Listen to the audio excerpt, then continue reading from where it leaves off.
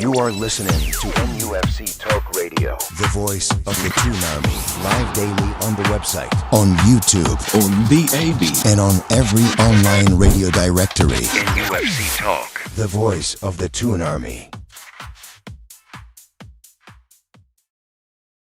Hey, welcome one and all to NUFC Talk Radio, to everybody listening on DAB radio across the Northeast.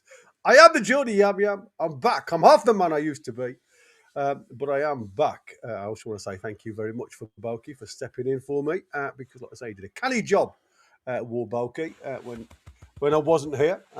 He had the keys to the car, and he drove well.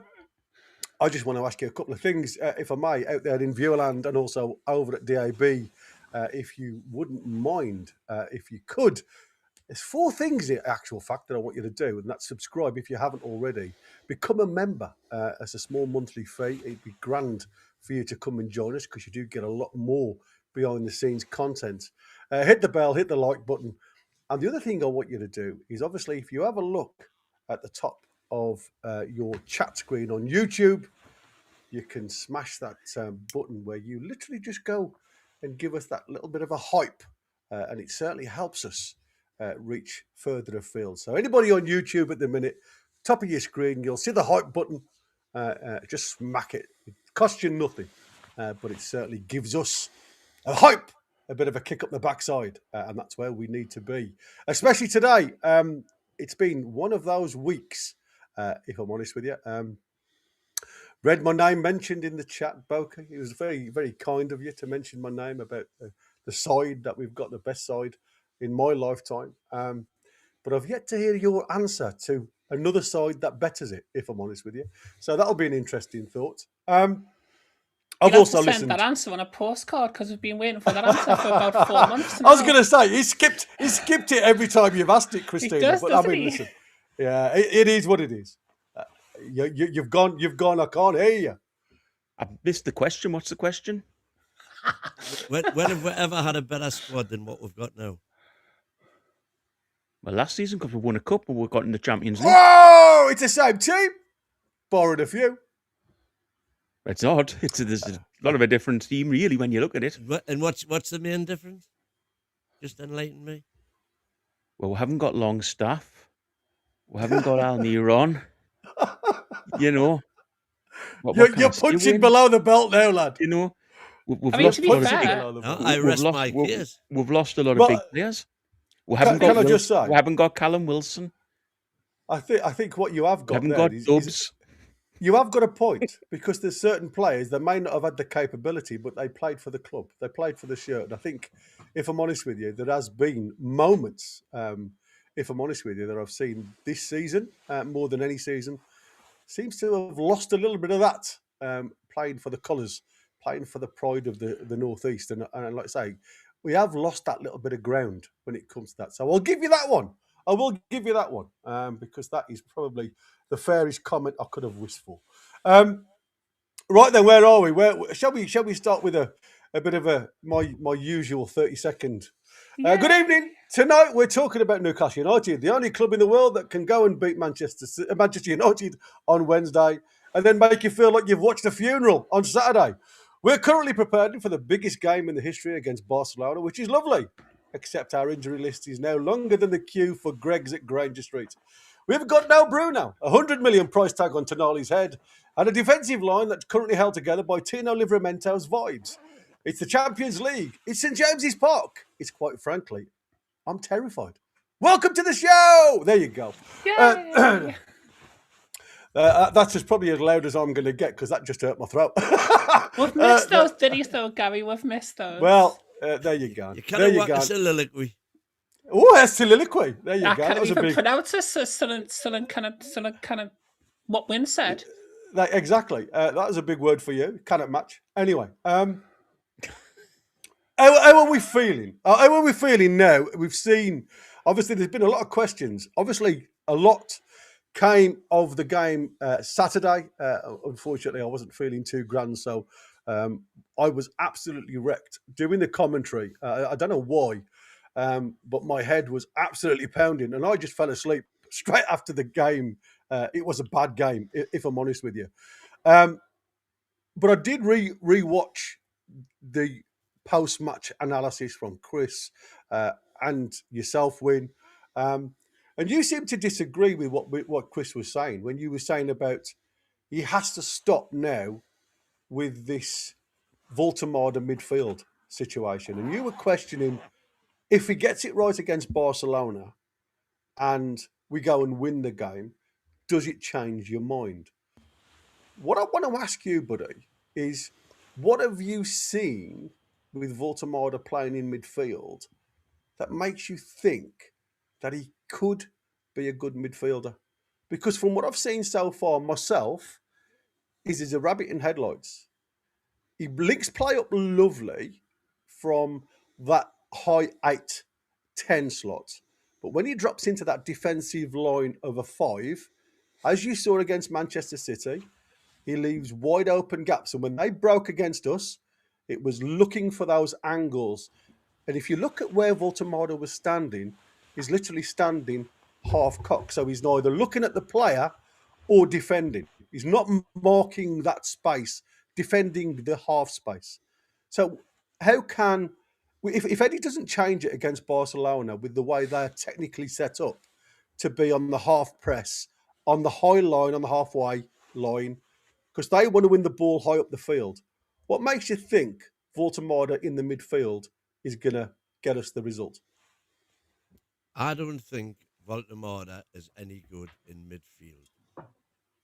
The fact that he ended up playing in midfield on Saturday was just because Man City were pushing her back and pushing her back and pushing her back. And to be fair to Voltemada, he was doing what he thought was best for the team. Voltemada, for me, should be, if you like, at the point of a midfield diamond. And the two outside him should be the two wingers. So the other thing that failed abysmally for me on Saturday, no surprise, was Asula, lone striker up front. It's back to as usual, isn't it? Not doing a Gordon.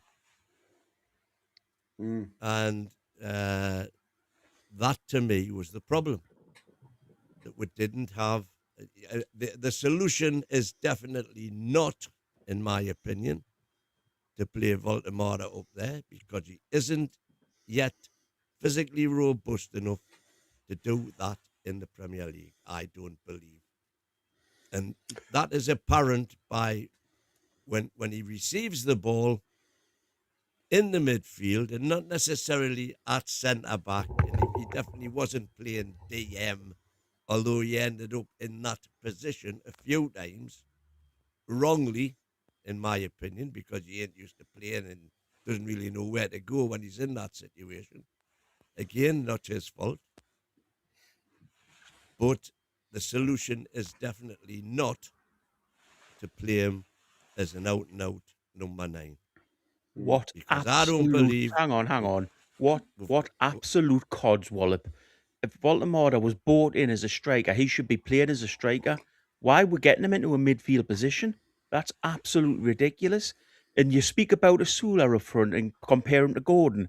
That team, when Gordon plays, is set up around Gordon being the striker. Asula was left up there by himself, battling for nothing balls that were played. So, don't go down the route of blaming the players who are up front. Go down the route of the way Eddie Howe sets up the team, where it's different from when Golden Boy's up there compared to when Voltemada, Asula or Wissa are up there. Well, the team gets set up around Gordon, not around the other strikers. You're making the assumption that that's what he does. But he does. You watch the games, Win. You see it. You see it week in, week out. But was that more the fact? Go on, is Anthony Gordon dragging the rest of the team up alongside him? No. The team's set up around Gordon being there. The team plays differently when Gordon's up front to when the rest is when the other three lads play up differently. Because they play Voltemada in an attacking midfield role, so he's naturally forward, which pushes the midfield forward. Why when why wasn't he doing that on Saturday? Why was he not doing that on Saturday? Well, ask Eddie Howe, not me. It's Eddie Howe's Well, tactics no, are the problem. you're blaming Eddie Howe. I'm blaming Voldemort. Well, what are In you that blaming res- Baltimore in for? that respect, He's either being but he's either being played out of position or he's being played in a striking role with no one to back him up. You can't have it both ways and say, "Oh, it's down to I Voldemort." can't have it both ways. You can't. Well, you can't. Voldemort is either a striker and he plays up front, or he's a midfield. If Eddie Howe wants to turn him into a midfielder for some freakish reason, And for then 23 games, that's where he played, and we failed abysmally. because of the way Not the on, team was set up, not because of Voldemort. but not on the first couple of games where he was scoring goals with, and that to me is the side of, you know, when he was mentally right, and that's what worries me now with the way Eddie Howe has set him up. It has been a setup to fail for me, and you heard Eddie Howe say he expected Voltemada to be on the end of some crosses with his height. It's very difficult. I mean, you know, even the likes of Toon Army, who's got more pace than Voltemada, to get in the box from those deeper roles, those deeper midfielder roles. So to ask a lad like Voltemada to play in that role and then get on the end of crosses, and according to form, that is the reasons why he brought Dan Burn on, was to try and get the high ball into the box and create more danger in and around the box. And, you know, for me, the biggest thing that and like I say, there's a point to all of this. Voltemada was an absolute breath of fresh air for me when he first come to the club. I didn't expect it. I didn't expect that lad to play the type of football that he was doing. So what has happened? Because to me, you know, you're absolutely. I mean, Boaky's right. Sometimes you have to set up to play a style of football. Now, was it more luck than judgment that we didn't? You know, we still tried to play the He scored Isaac 5 way. goals in 6 attempts. Yeah. Yeah, but what I'm saying is he was getting the space and the chances for it. Even yourself said, you know, he looks a great finisher in front of goal. The problem is it's the fact that the Premier League is a tough obstacle, and when opposition find out how you're playing, and under Eddie Howe, it does seem a little bit easier to work on it. I mean, I was listening to Eddie Howe again today, some of his reruns, where he was questioned. I'm not sure who it was by now, when he was saying about Plan B, because Eddie Howe said, if you concentrate a lot more on Plan B, then you're struggling with Plan A. And I understand that as well. The way Pep sets up is to tweak his system for the opposition. It's exactly the same system, but against us, what he did really well was Nunes plays high, and then it stops your runners, your Harvey Barnes. And if you, again, you know, if you're going to point a finger at anybody against Manchester City, you have to question what Harvey Barnes was doing at that back post, because Nunes should have been his player. Or if he's not picking up Nunes, then he should go on to I can't think of his name now. Sir Savenio, the lad on the right hand side. He should have dropped onto him. And if you look at where he was positioned, and again, it's all about, you know, you can finger point all the way through Eddie Howe's system. 30 minutes into that game, I thought there was only going to be one winner because the momentum was with us. The change is the mental change when it becomes we've got the lead. We've got the lead for the first time, I believe, while we were on top. Well, the first time in a long time when we were on top. The momentum shift changed as soon as we sat in that defensive formation. As Eddie Howe always sets up with the 4-5-1, we looked all over the shop. There was very lazy legs. I'm not going to say lads were running through sludge, but there's two ways I look at this, and I wanted to introduce all of you to this point. At Manchester United, going to 10 men, right? The lads never stopped. The work rate was phenomenal. That's what got them the win, right? Did they leave it all at St James's Park on Wednesday night against Manchester United and run out of gas after 30 minutes against Manchester City in the FA Cup? Or do you think they've left something in the tank to go and take it to Barcelona tomorrow night? Boaky. A loaded question. I hope that they could have managed the game against Man United in regards to we went ahead and they could have because we had the 10 men, they could have slowed things down a little bit. The Man United game would have been tough on the players. I'm not going to sit here and lie or fib about that. It would have took a lot out of those players, but he did have options to make other changes as well. As the other point in the Man City game, he could have made other changes to the team. But in regards to that, the Man United game was a one-off thing. We won the game; it was great. We're here euphoric, and we thought we had a chance against Man City. But moving on to Barcelona now, you've got to say that team's mindset and sort of feelings will be low, really low after that game. There's no real positives that you can take. We scored. I think that's the one real positive that you can take from the game. Apart from that, there's very, very little. And let's face it now, looking at the league and cups, we've had a complete failure this year in domestic football. We've not progressed in the cups. We're 12th in the Premier. We're 12th in the Premier League. Is that what we expected at the start of the season? So I would. Well, yeah. 12th failure in domestic football. 12th would have been semi-final of the Carabao Cup, knocked out by Manchester City. 12th would have been round of the FA Cup. 12th would have been acceptable. 12th, one at a time. 12th would have been acceptable if we had progressed in the cups to the very latter stages. We haven't. We got to the what fifth do you call round. The very latter stages? Well, past the fifth round of the FA Cup. You've got a home tie. You can't get much further past the when semi-final. You ask questions and you shout people down. We got to the. I didn't ask questions. You did. You asked how, and I'm answering. We got to the fifth round of the FA Cup. If we've been in 12th and we've progressed to the next round, then yeah, you can sort of give him a little bit of a chance. He failed in the Carabao Cup. We're absolutely terrible in that, and he's failed in the Premier League. Two teams we've done the double over this season. Tottenham and Burnley. It's an absolute joke domestically. Nobody can sit me here and tell me this season's been good domestically in any way, shape, or form. Well, I can. Well, how? Go on and explain it. Explain. The league hasn't been good. You're damn right it hasn't. The league hasn't been good at all. But there's reasons for it. Lots of reasons for it. Well, no. Don't make up excuses. The league just has not been good enough. We are a poor Premier League team at the minute. The results hitherto have been not as good as we would have liked. No, not as good. Not as good. They've been poor. We should be a lot further up the Premier League than 12th. Well, we might end up higher no, up the Premier League. But no, you can say that after 10 games. You can say that maybe after 15 games. Once you get to 29 games and you're still sitting in 12th, that's where you deserve to be. So it's been a poor Premier League season. We're 6 points worse off than we were last year. It's been a poor Premier League season. And where did we end up last year? Champions League.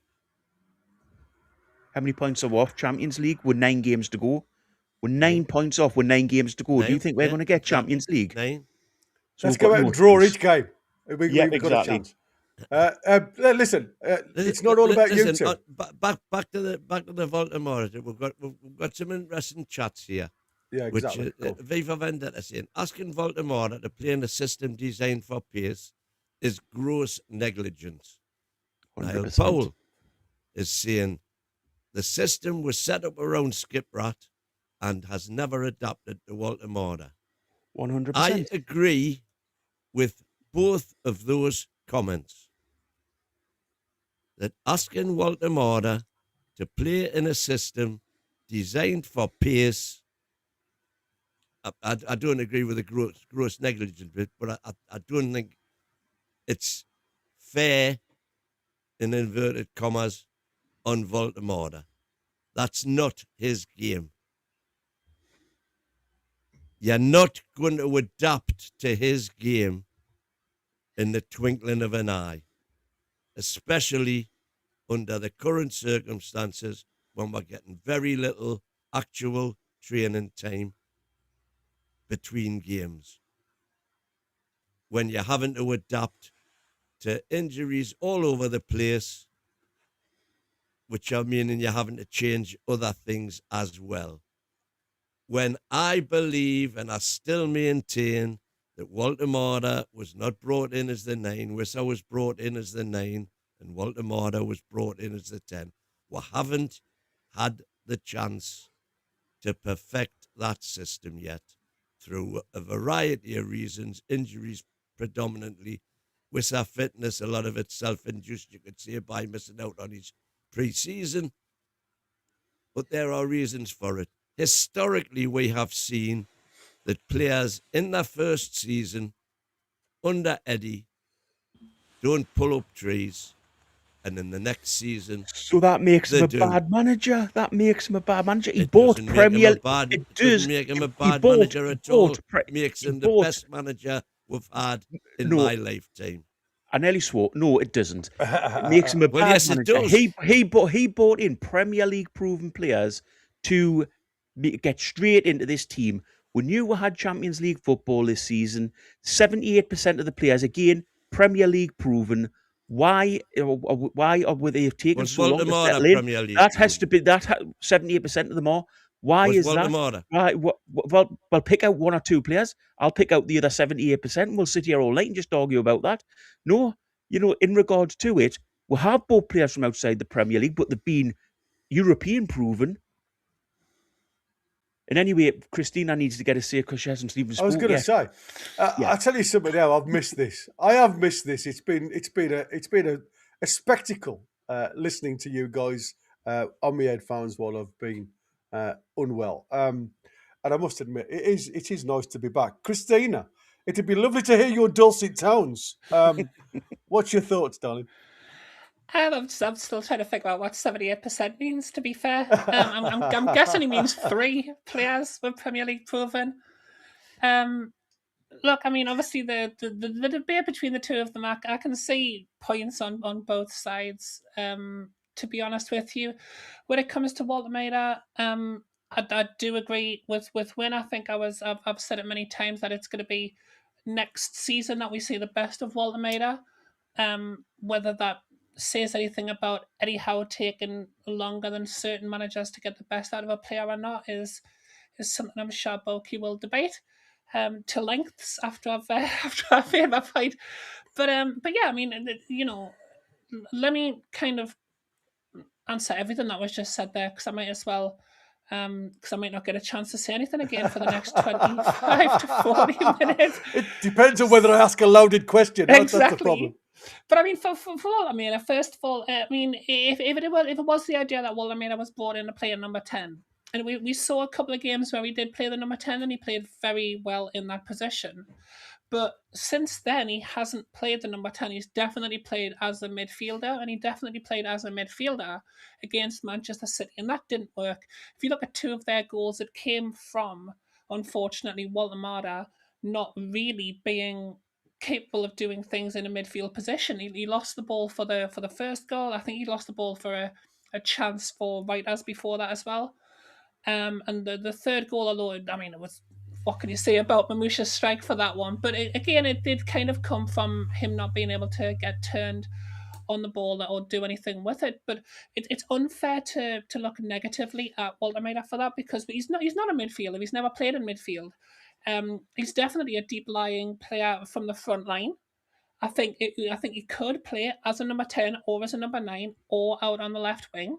I've seen him in his play things that would fit any of those roles, but I don't think he was brought in to not be a striker. I think what happened essentially in the summer, and this is where I'll come on to answering some of what Boaky said, because he's mentioned, I mean, to me that was Steiner math. That was like 33 and 2/3% chance and all that thing. But essentially we're saying 3 players who were Premier League proven players. 4. I forgot about Wissa. Wissa, obviously, he was injured before the season started. He's looked nowhere near the player that we thought we were signing. Alanga definitely hasn't been in the form that he was last season. And Ramsey, to be fair, I mean, I didn't see a lot of him before we signed him. What I'd seen, he looked quite good, and I think he has now developed more into the type of player that I thought we were getting, albeit just from watching highlight videos on YouTube. But, in regards to those players, though, although we did bring in, Boaky likes to mention a lot that we've spent like 250 million. But you look at something that he mentioned at the start is, you've brought in, some players to fit into positions that have been vacated by 4 players that we lost, which was Callum Wilson, who had been a proven stalwart for the club for a very, very good few years for us. Alexander Isak, who was an absolute sensation under Eddie Howe. I've not seen him do that anywhere else except for ourselves. He certainly wasn't that player when we first signed him. He certainly hasn't been that player since, and I've not really seen him turn it on for Sweden either. But that one season for us, or 2 seasons for us, I mean, he looked like an absolute world beater. People were comparing him to Prime Henry. And obviously losing him, that has made a massive effect. And Miguel Almiron, who I know wasn't everybody's cup of tea, but I personally loved him. I thought he was fantastic. And he obviously had that purple patch. And what he did was he worked extremely hard for the team every single time he went on that pitch. And when you've got, you're making big changes in the squad, but you've got to remember that those players that we brought in, I don't think in the grand scheme of things, they were the players that we were originally looking to at the start of the transfer window to fill those positions. I think Alanga was, so I'll give you it on that, what's happened with that signing. But I don't think the other 3 were the first choice players we were looking for the positions that they came in. So yeah, back over to you guys. Yeah, I mean, you've hit some, some absolutely cracking points. And the biggest point for me is the last one. I don't think any of the guys that come in the 11th hour were the first choice, because we know that, but to be fair, even the likes of Sesko hasn't really opened up or ripped up any trees at the other United. I mean, a centre-forward signing for Manchester United, it's going to centre-forward signing for Manchester United, aren't I mean, you've only got to look at Rasmus Højlund to see what happens when they sign a striker. They're still asking a lot of money for Rasmus Højlund. And that's, for me, again, I can't see them getting anywhere near what they're expecting. Something like in the region of £80 million they want for Rasmus Højlund. And again,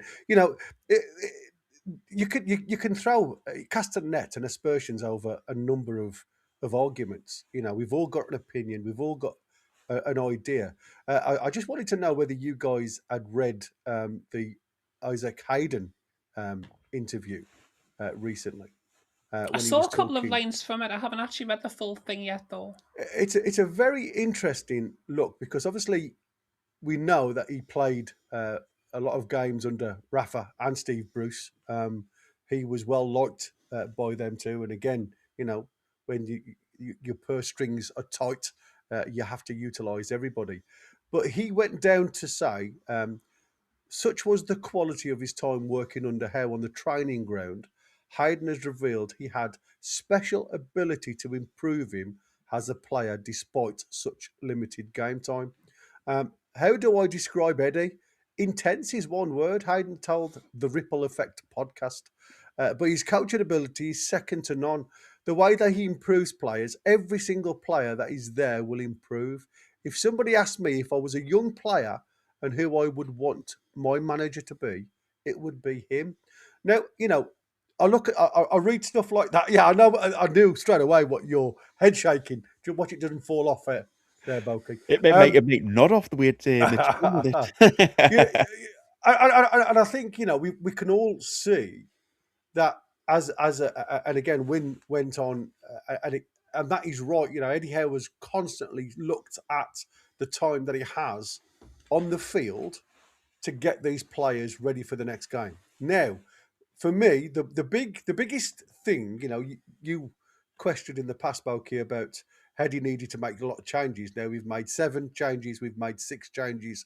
One team looked totally different to the second team. And again, it's like Wurzel Gummidge with Newcastle. Manchester City made 10 changes in the FA Cup. And I want to ask you if any of them would get straight into Newcastle's side. Probably 10 of them. Well, there you go. So we can't really be looking at them and saying we are there, because we're nowhere near there. And I tell you, V for Vendetta in the chat has been absolutely spot on with a hell of a lot of what he's been saying tonight. I mean, I'm going to come to some of his words of wisdom in a minute. But, for me, it's a case of when a team like Manchester City can make 10 changes and they don't look as though they're missing a beat. In actual fact, they look to me like a team wanting that first place shirt. And that is respect. And that's why I said, Eddie Howe has had to make a lot of changes. And under Eddie Howe's tenure, the narrative is you make more than 2 changes in that setup and it falls apart. If you look at the amount of points we have lost, go on, mate. I make one point on this, right? And this is just a quick, easy point. Eddie Howe in the January window, fair enough. We can have the argument about if there was transfer money available or not. There was always the choice to recall Target. Why didn't he make that choice? Why didn't he just think to himself, hang on, Hall's going to be absolutely knackered. I haven't got a backup for him. The only backup is Dan Burn, who then will lose a central defender. Well, I didn't have Shaw available anyway, so we're already short central defender-wise. Eddie Howe's decision-making on and off the pitch is why we are massively failing domestically this season. The reason is that he will not make the right decisions at the right time. The right decision with Target is, and I don't give a stuff what Target wanted. He signed for Newcastle United and signed a contract to see he would play for. We're still playing half his wage. Why not drag him back and say, look, you will play, and if you don't play properly, I'll fine you each week. And you'll sit and rot in the reserves. I don't know. I don't know what the final there's been outcome so was many to that. poor decisions from this season that have culminated in we're having an absolute disaster of a domestic season. You keep using that word. I don't think it means what you think it means. I don't. I think disaster's probably, stretching the truth a little bit because I think this season. I'll tell you what. You flip it then. What has the season been? Has it been great? Has it been good? Has it been acceptable? No, it's been terrible. It's been disastrous. I think what you've seen this season more than anything is a gamble that hasn't paid off. Eddie Howe has been a very successful cup team this season. He hasn't dallied. I mean, name me how many times has Newcastle been to the 5th round of the FA Cup, apart from under the tenure of Eddie Howe? Never's the answer you're looking for. What? Never? We've won the thing. We've won the FA Cup. Of course, we've been past the 5th round. Jesus Christ, that just shows what you know about Newcastle United. We've got the two finals in the 90s. We've got the 2 finals in the 90s. That's what I'm saying. We've never been past the 5th round. What a joke. But you're just saying we can't look in the past, right? So here we go. This is what I'm saying. We're going from the 90s. After 99, have a look. Yeah, that's what I'm saying. That is where we are. And I think sometimes we have to just pinch ourselves a little bit and say where we are. And I think Eddie Howe has tried to manipulate league position. And this is only my thought. I've got no fact behind this. I think Eddie Howe's gambled on the Premier League setup to try and pinch the points to get us as high as we possibly can, but solely and purely put all his eggs in the cup basket. And the words that he mentioned for tomorrow night's game, it's the biggest game of our history. That is the thing to me. So what I'm saying about domestic football is completely correct. If that's what he's done, he's tried to pinch, a little bit of effort here and there to get it into the cup competitions. We've completely failed in them. We haven't got into any of the finals. So he's set up this season and full thing in domestic football. Well, we can't get into the finals of the domestic cups. No, they've gone. No, but we can still get into the finals of a Champions League Cup. So if he had... So his whole setup this season domestically has failed. Yeah, but would we have failed? Let's go back. Listen, the Mackems went out to Port Vale. You know what I mean? I would have rather have played Port Vale than Manchester City. Ben Wayne. Yeah, exactly. The Geordie. I mean, the sheer celebration was phenomenal. Listen, that's what I'm saying. We have had the bit of a rough rub of the green as well, and I keep saying it. You've got to have a little bit of lady luck to reach the big end of a lot of cup competitions.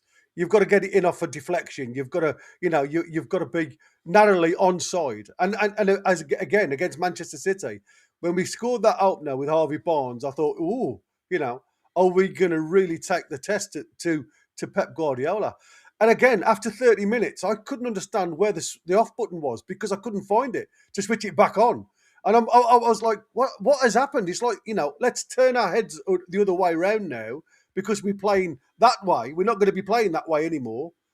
And I couldn't understand that. And that's why I said, to me, they've left a lot in league games as well as cup games, especially in the latter stages of cup games, on the bench, in the locker room, if you like. Because I think Eddie Howe sees this next game as the pinnacle of this season's height. It's where we're going to be. We want to be competing in the Champions League, getting to as far as we possibly can. We've never been anywhere near this stage before in our lifetime.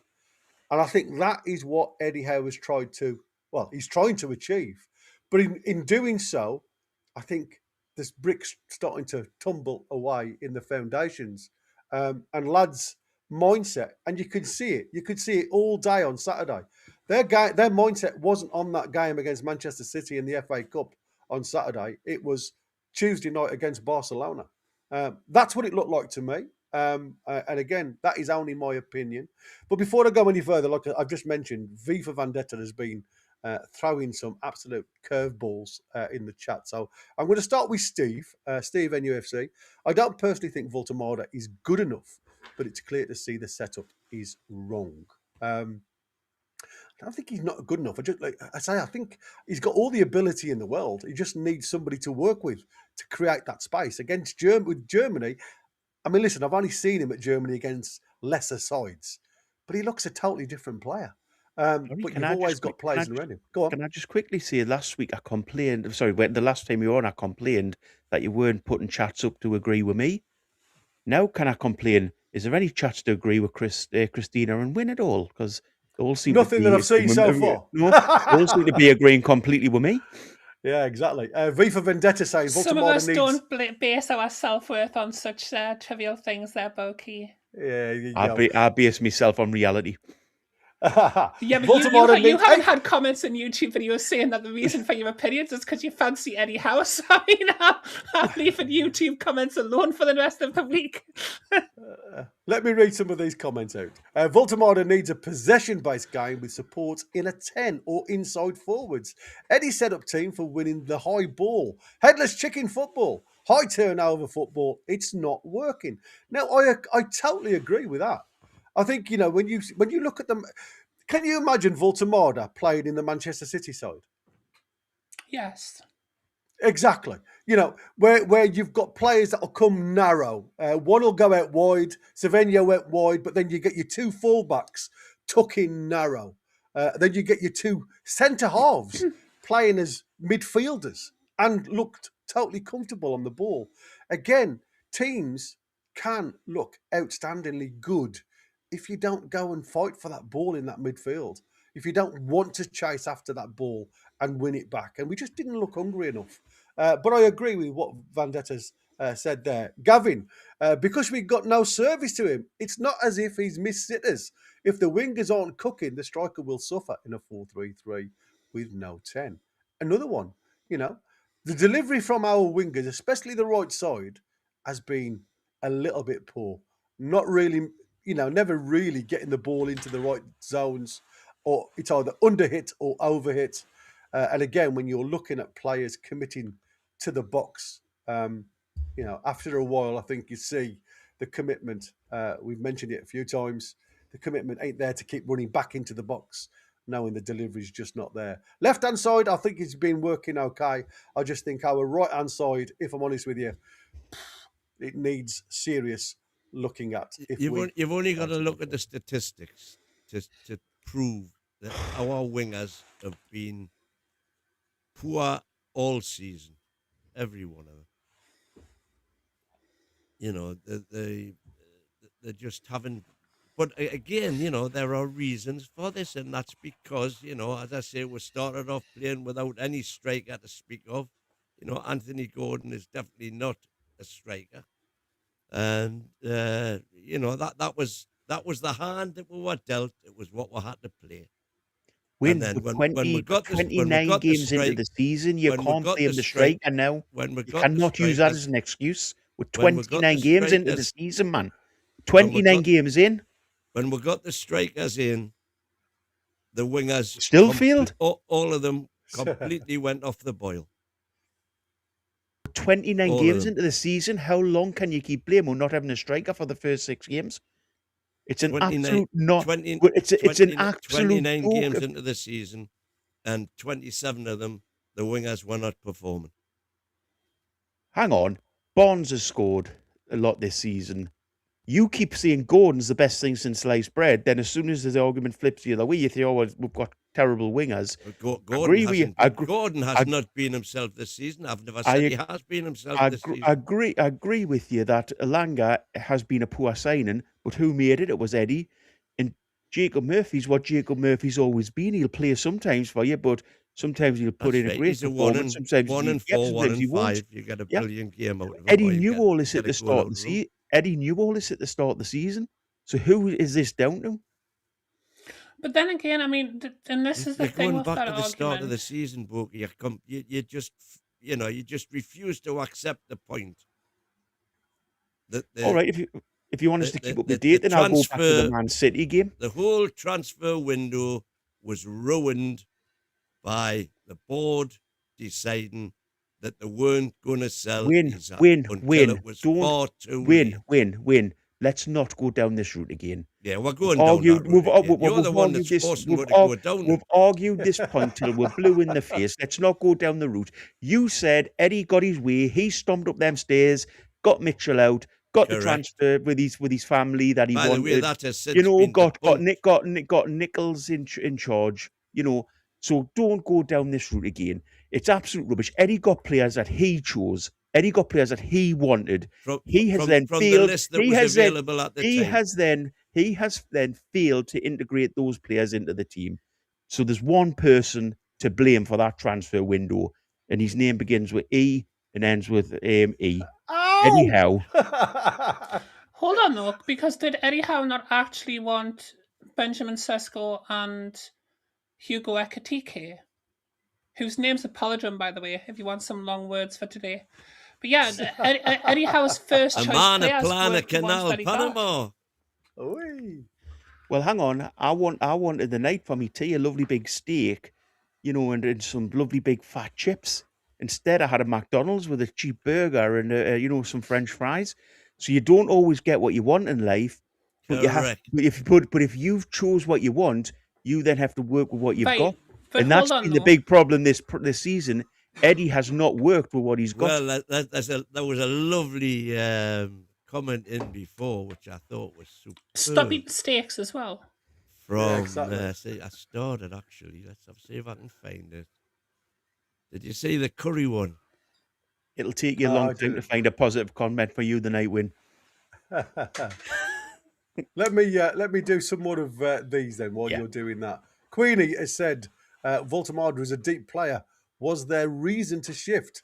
Tweak it to fit positions we currently lack due to injury or ill health. Either way, it is Eddie's system, not the player's fault.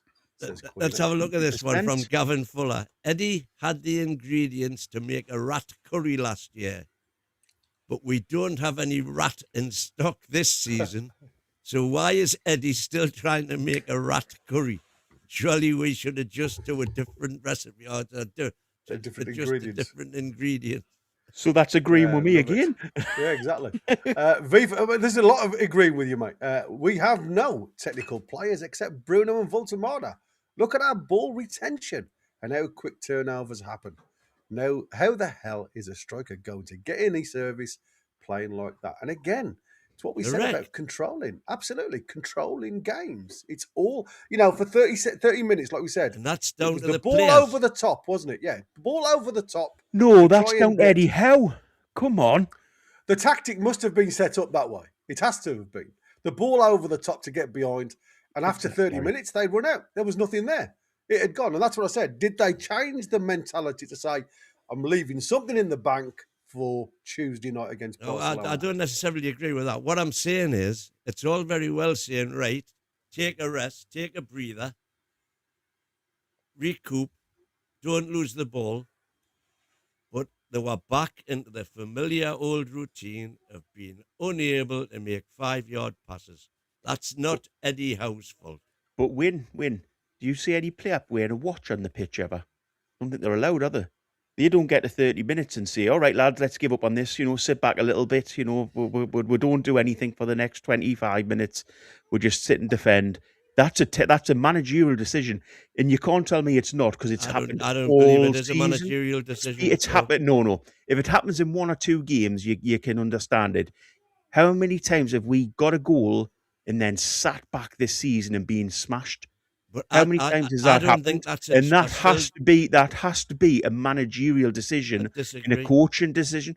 Well, why hasn't he plastered the players and told them they're doing wrong and made them keep attacking? Because the man's not an imbecile, and he can see everything that's gone on this season as well. So why hasn't he changed it? He is an imbecile. In which case, you've got sometimes you've just got to look at the players, not the manager.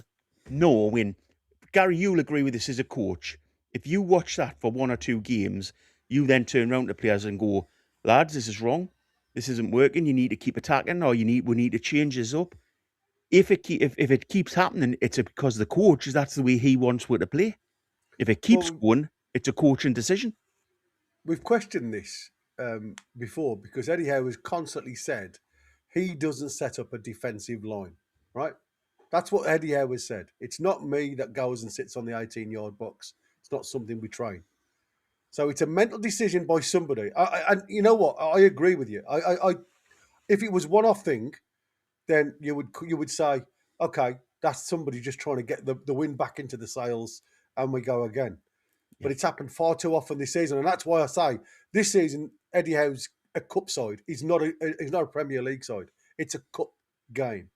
It is a cup game mentality, because we are a totally different team in the cup competitions compared to, we've had that intensity back during cup competitions, where we haven't seen that intensity during, as you class it, domestic league games. Premier League is the bread and butter. Everybody tells you, and again, is that limited because we haven't got the depth of squad and quality that the likes of the Man Cities, the Liverpools, and okay, even they aren't doing great this season. But, there's a lot of teams around us that have got better. We know that. Have we stood still? On paper, we've got a better side. But mentality, I think we've been weaker this side in the Premier League, because we just haven't had that commitment to the cause. And like I said, to me, it's been a gamble. And I can't, you can't hear and say to Eddie Howe, you're a liar, because I don't know the facts. But you do have to question why it always happens. And if it isn't an Eddie Howe thing, and it's a team leader thing, then surely the team leaders need to be questioned. Why are you going defensive when we've just taken the lead? Are they just getting back and trying to see out the first half, or whatever it is? And I mean, how many times when you drop off the pace, have we seen this season, you can't find that second gear again, because that is another psychological, mental approach to the game. Once you drop off 5%, it's so difficult to get there back again. Manchester United was a totally different mentality. It was at you constantly. Even when they went down to 10 men, we all said just before half time, oh God, here we go. That's gone now. We ain't going to get this game. It's gone. We get the penalty. Then they get the equaliser. And again, you go down into the mire. I expected them to come out literally after the half time and literally sit on the 18-yard box. But you never saw that. You had that mentality of go and get them. Where was it when you had your 11 players? And that's what you've seen a lot of the time. See you later. I've just got your message. Yeah. Bless her. I mean, it is mental. We can't put a finger on where that problem is. Eddie Howe's disagreeing with it. It's not his. The lads, the leaders are saying it's not them. So where is it? Where's it coming from? And where are the leaders on the field of play if it's not Eddie Howe? saying, "Come on, lads, we need to get out," because you don't see that either. So it's a devil in deep blue sea for me. We have got a chat, a super chat. Have you pulled it up, Win? I haven't. Let's get it up then. Sneaking through. It's Chris the American man. Oh. Would you believe? He's not an imbecile. He's not an imbecile, Win. Did you not say Eddie makes imbecilic decisions this weekend? I certainly did. Said the decisions were imbecilic. So does that not make him an imbecile then, technically? Makes him an imbecile for those particular decisions. So he's an imbecile, in which case... Listen, I don't think we should be labelling anybody. Hey, hang on. Can I just say, Gary, I didn't say that. I'm just No, I'm just saying. I was saying that the decision to take Trippier off and put Lewis Hall at right back when you've got Livramento fit enough to come on, which he did 10 minutes later, was to me utterly crazy. Yeah, absolutely. And that's what I said. Sometimes you just have to question where the mindset is. I think it was by that stage it was blind panic. Yeah, far too many changes again. Can I just pick you up on that? You've just said blind panic. Why is a 9-year tenure Premier League manager, so manager that's managing the Premier League for 9 years, panicking? He should know exactly how to manage this sort of situation. He should have a game plan in his mind, knowing that we could get into a situation where we're in this position and make the right calls. This is my exact point, and you've just proved it there 100%. He made completely the wrong decisions, and he's done that game in, game out, not only this season, but last season, season before. He is not a tactician in games, and that's the big difference between him and Pep Guardiola that we were talking about earlier on. Pep Guardiola sees something going wrong, and he changes the players around on the pitch. He has a second plan. He has a third plan. He's got a fourth plan. Eddie Howe's got one mindset, and he will not move away from it. If we can get Pep Guardiola in, then I'll gladly say get rid of Eddie Howe. That's not the point I'm making. But Eddie Howe isn't only worse than Pep Guardiola. He's not even on the same planet as him. There are better managers out there that are closer to Pep Guardiola than Eddie Howe. Well, that's your opinion. We could get one of those. Well, we could end up like Tottenham and Nottingham Forest, and I think that's the gamble. And like most teams who change a successful. So hang on. What? Man City had a successful manager before they got Pep in. They got Pep in, and he became a success. He got them even more success, and that's where we need to go. We need to go with the next manager who's going to win with the next cup competition and progress to the next stage. Eddie Howe's not going to do that. He's proved it. Well, I don't think he has proved it. I don't think he's had the chance to prove it. He's not going to leave the end of the season. All I would say, would you, if you take Liverpool, for example, and the... I heard this afternoon. It's absolute rubbish. It's rubbish.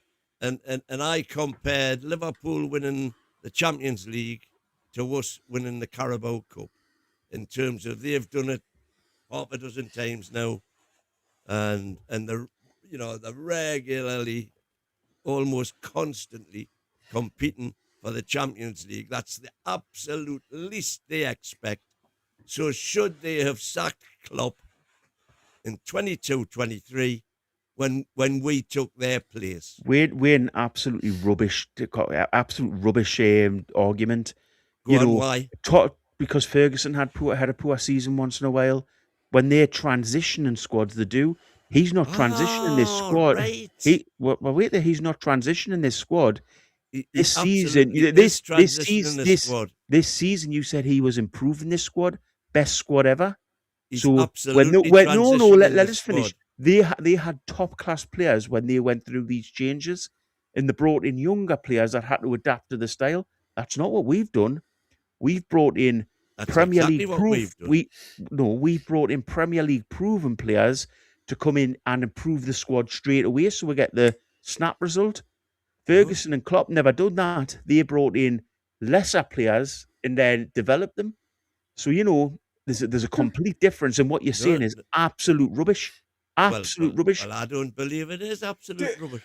Can I just ask, if Liverpool had sacked Klopp for not qualifying for the Champions League, then they would. And the reason they didn't was because he had credit in the bank from having won the league and won the Champions League. And Eddie Howe, he's gone on now, 2 years later, 3 years later, to win the league again. Carabao Cup. I do believe that Klopp didn't get sacked. He stepped down, didn't he? He did. He stepped away from football. He had enough. But I'm saying that they could easily have sacked him in 22-23 for not qualifying for the Champions League. Rubbish win. They would never ever have sacked him then. Come on, be realistic, man. He'd won them the Champions League. He'd won them the Premier League. Eddie Howe's won. Eddie Howe's won us one club and then took it backwards after spending a fortune. Which is exactly what Klopp did. Took them backwards for a season. But he took them backwards, signing young players to develop the squad. We signed Wissa, not a young player. Elanga, not a particularly young player. Ramsdale, not a particularly young player. We've signed Premier League proven players. He signed players from outside the Premier League to give them a season to then go again. I think, like I said, there is nobody's right, nobody's wrong. That's the thing. I mean, I think if you was to give, I know Eddie Howe's spent a lot of money, but if you was to have given Eddie Howe the purse strings of the big six, it could have all changed. If we hadn't have had, where would it have been if we hadn't have had this PSR situation over our heads? How different could it have looked? Can we just remember? It's all hypothetical, isn't it? We just don't know what could have happened. Sorry, Christina.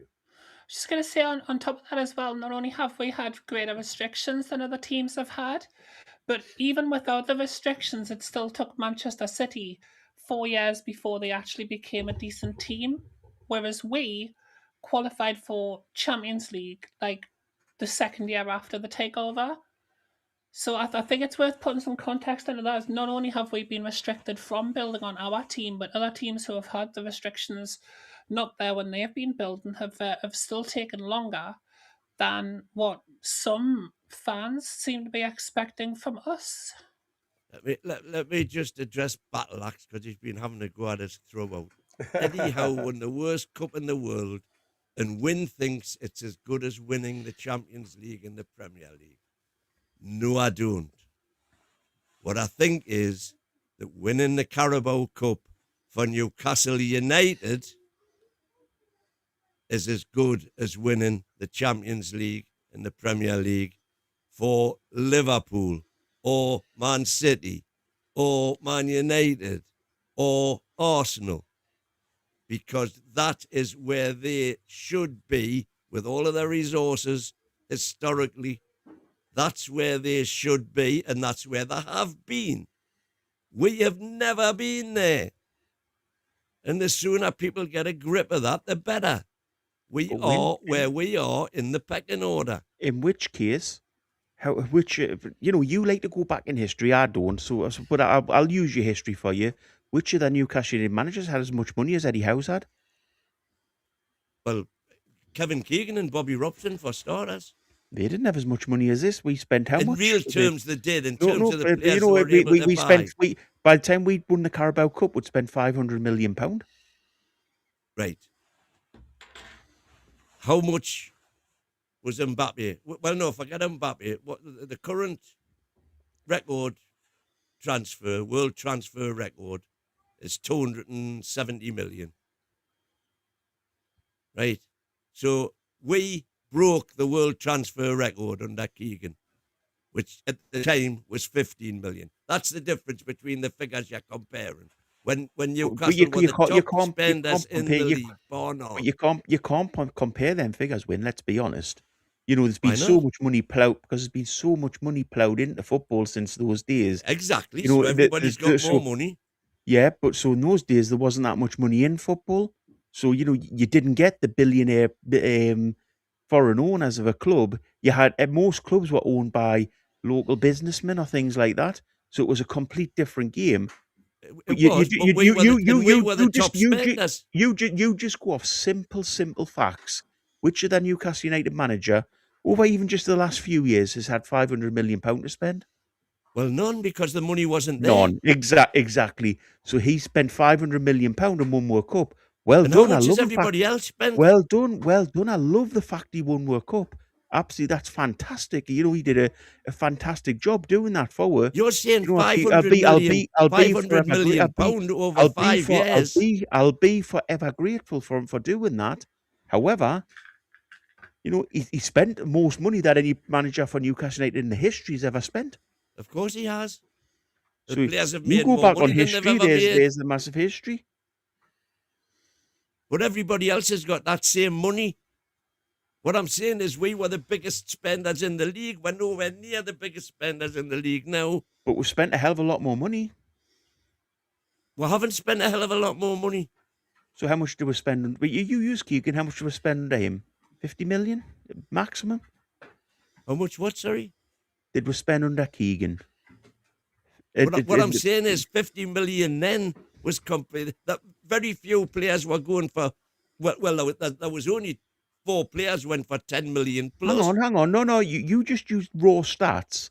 I'm just using raw stats. So we spent £50 million here.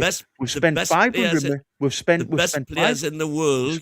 We're using raw 15 million. Using raw stats. The manager who's spent the most money has won World Cup. That's a natural progression. That's right. It should happen that way. You know, if you give anything, the power money at anything, you've got more chance of being successful. No. You would have expected Keegan to win something because he was the biggest spender in the league. But why we're having to go about Keegan?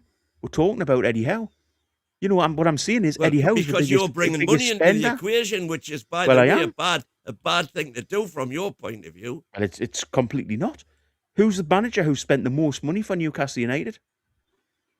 Well, in actual terms, Eddie Howe, obviously, because it's now. Well done. You won it's World called Cup. Inflation. Well done. You've won World Cup, but you've spent the most money. It's called inflation. I'm saying that. So well done. You've won World Cup. You know, well done, Eddie. And qualified us for the Champions League twice.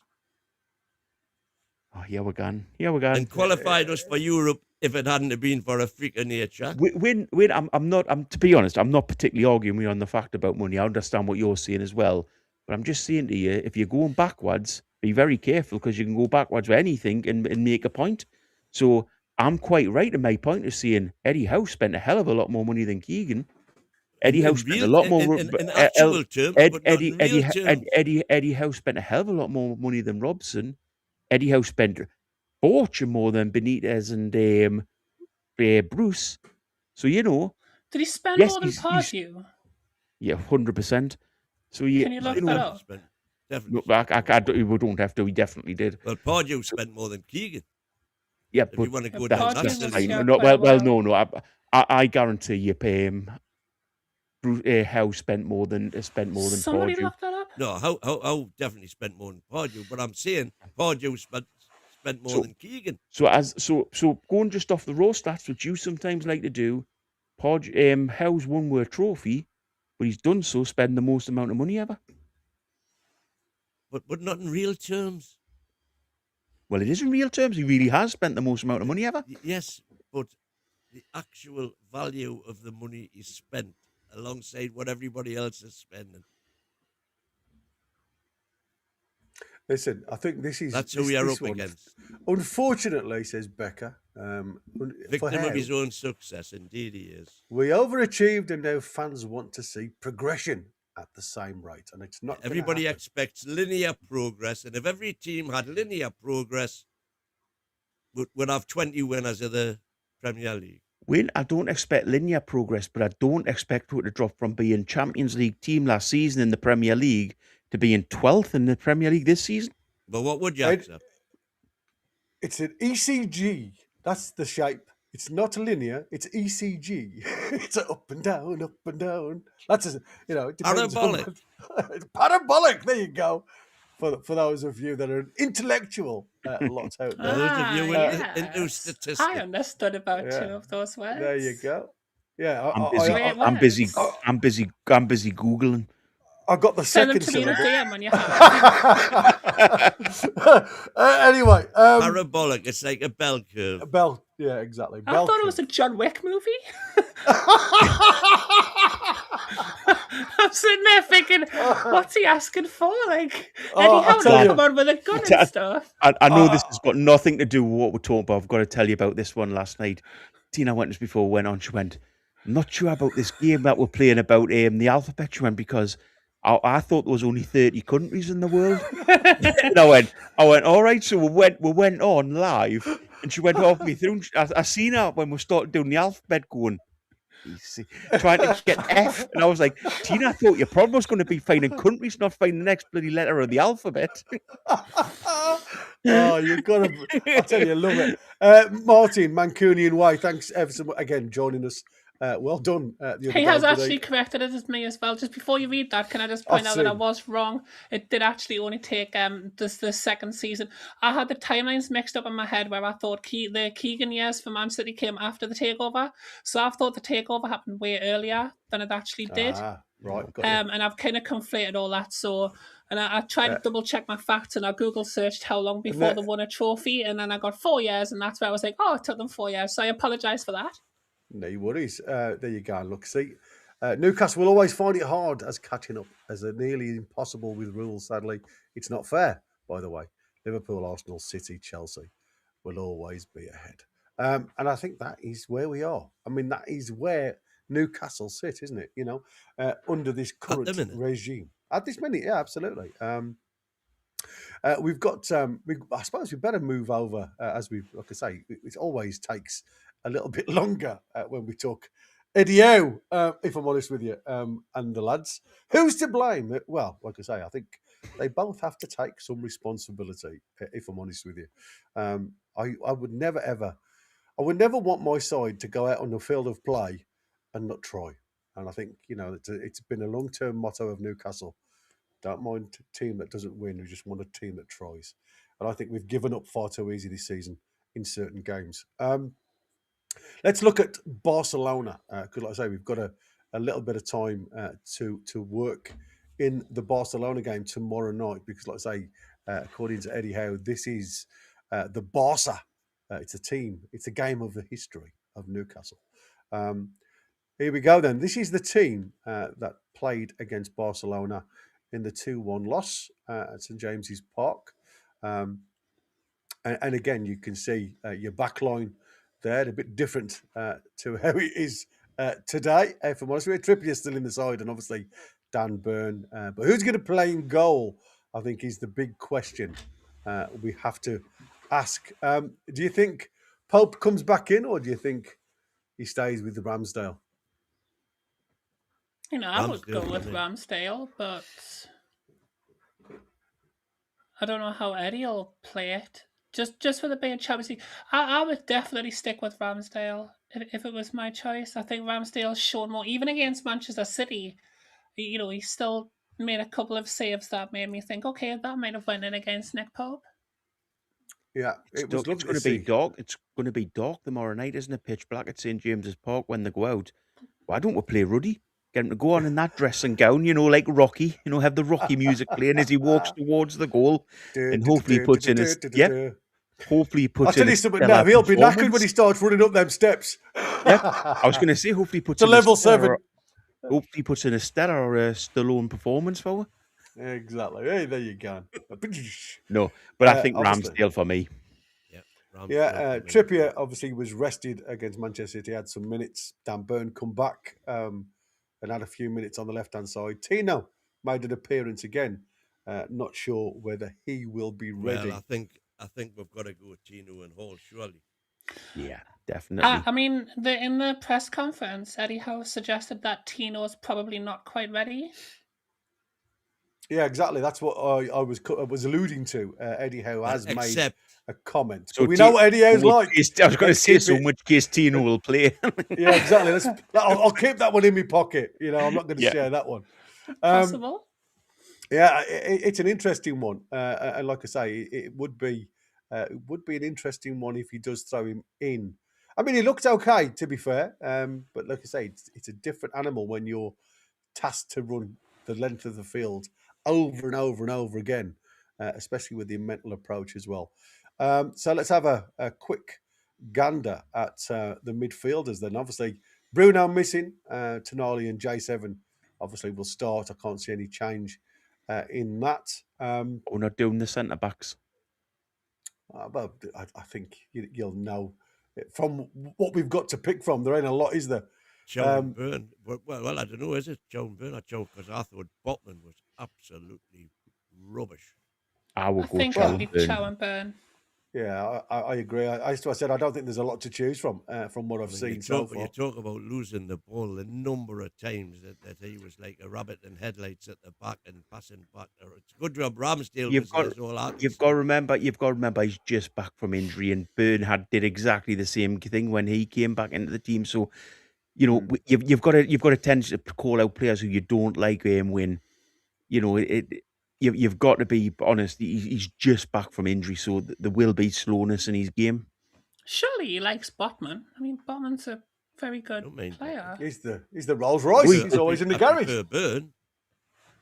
Okay. I mean, listen, you know, it's the old. I mean, skill I prefer wise. Shaw, but I still like Chow. But I mean, Chow didn't cover himself in glory either. So Chow hasn't had a great game for there. a couple of games now. Is that because he's tired? Do you think, or is it just for the fact that he was out? You know, he was banned and he's come back a little bit rusty now because you lose that momentum. There's lots of question marks over being taken out of the team, and that's what Eddie Howe says. Sometimes he doesn't like to change because you do lose that momentum, especially in the back line. So where does he stand with that one? I think Chow and Byrne for me. Chow's been my best defender all season, hasn't he? If you look at a game in, game out, yeah, he's made some faults, but it's been mainly down to the fact that we've been getting attacked so much that any defender would make faults in that sort of position. I think it has to be Chow, and let's face it, if you're going in against Barcelona, you're under the lights, who do you want in your team? Do you want Byrne or do you want Botman? You want Byrne, don't you? The local lad, he'll put in the extra 10, 15%. That'll, he may not be as good technically as Botman if they're both fully fit, but Byrne will always give you that extra percentage that when it comes to a decision like this, you think, oh, you've got to go with Byrne. Yeah, he will give you that extra little bit of a percentage if he has got it in his locker. He always seems to turn up on the big damning games. that statement is quite damning in itself. Yeah, we'll go. He'll use it against Botman. Against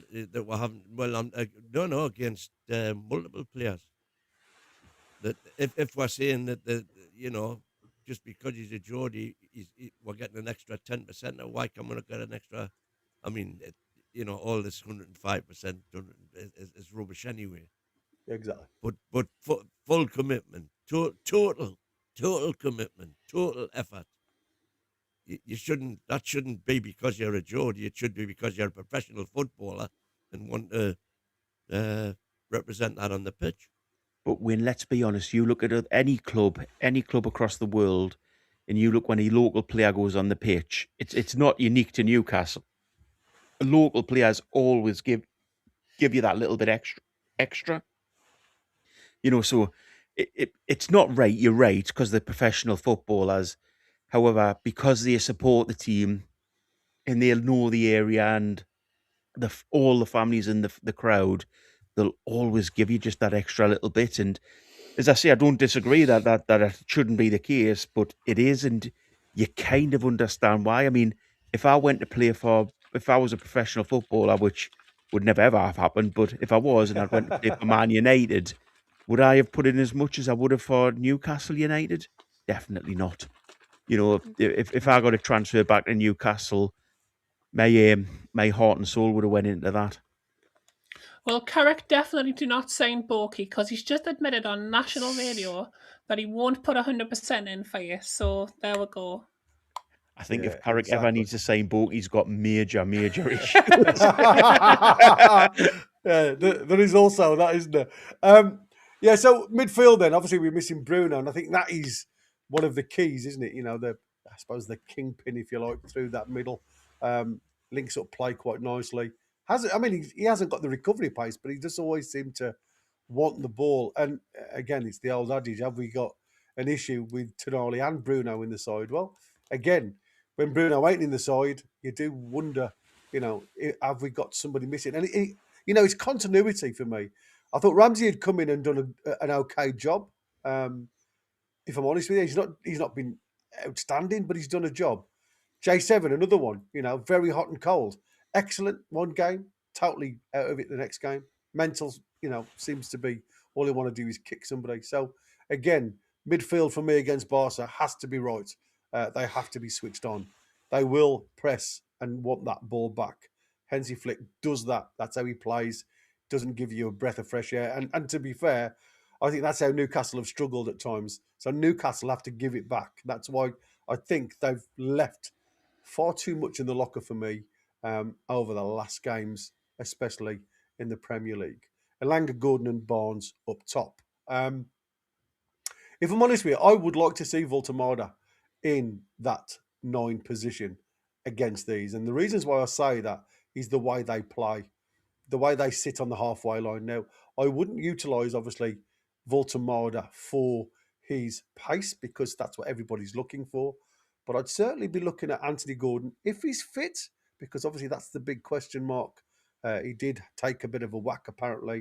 There was question marks about fitness. There was question marks over several players' fitness, if I'm honest with you.